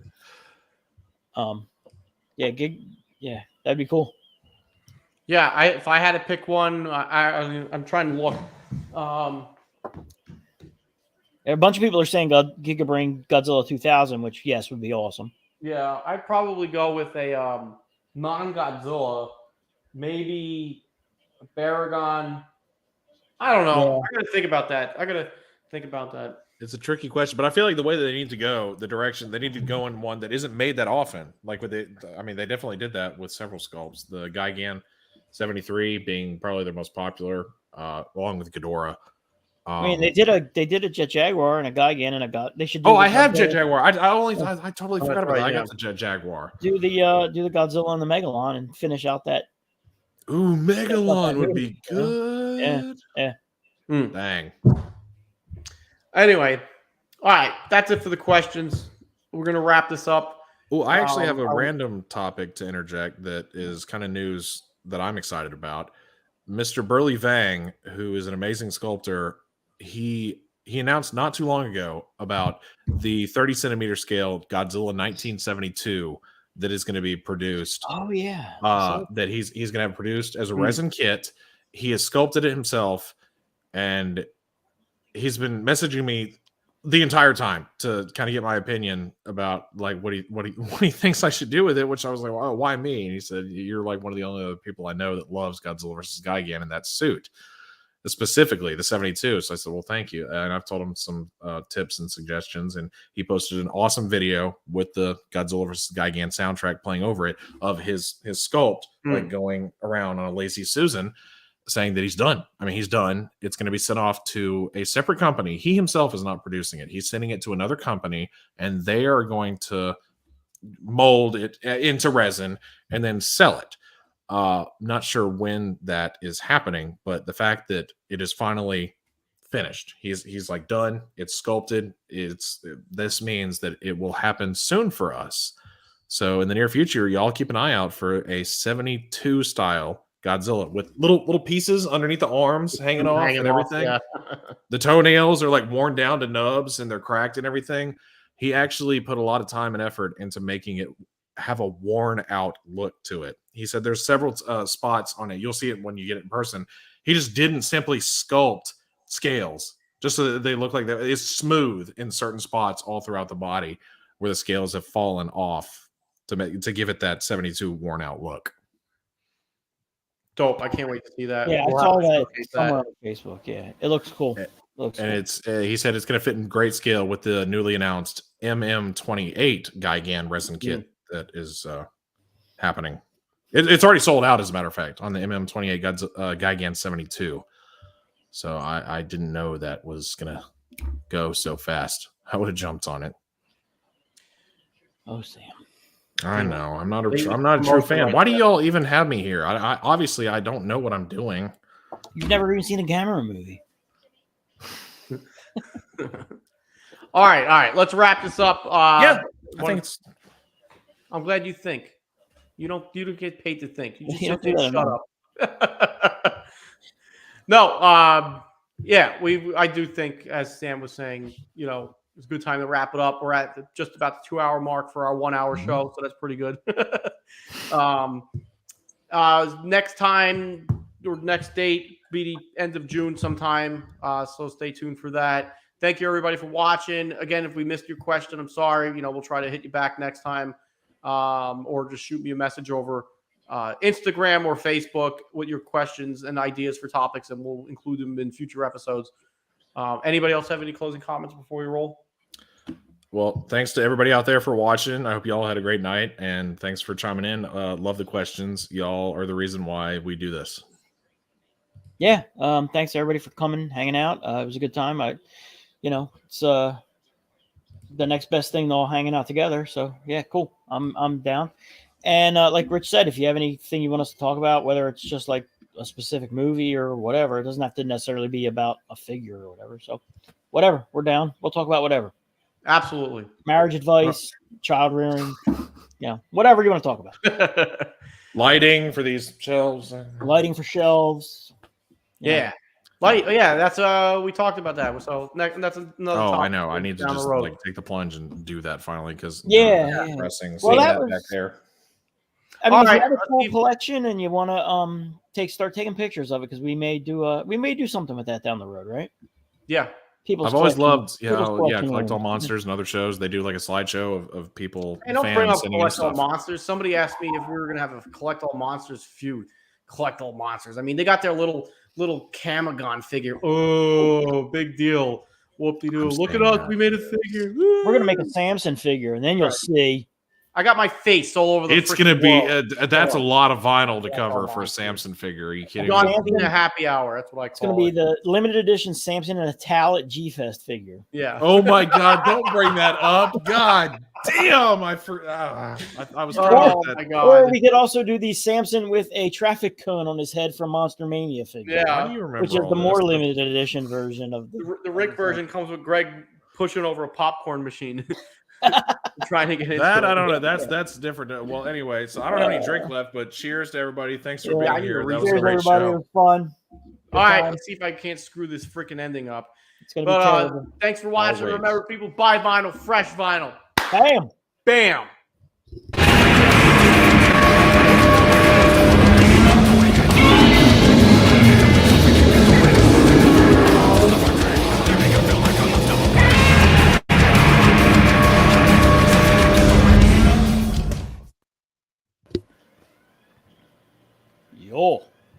Wait, hold on. We're still live. Yeah, we are. Hold Just on. for just for good measure, this is usually how I end all my videos. Your mother's ass.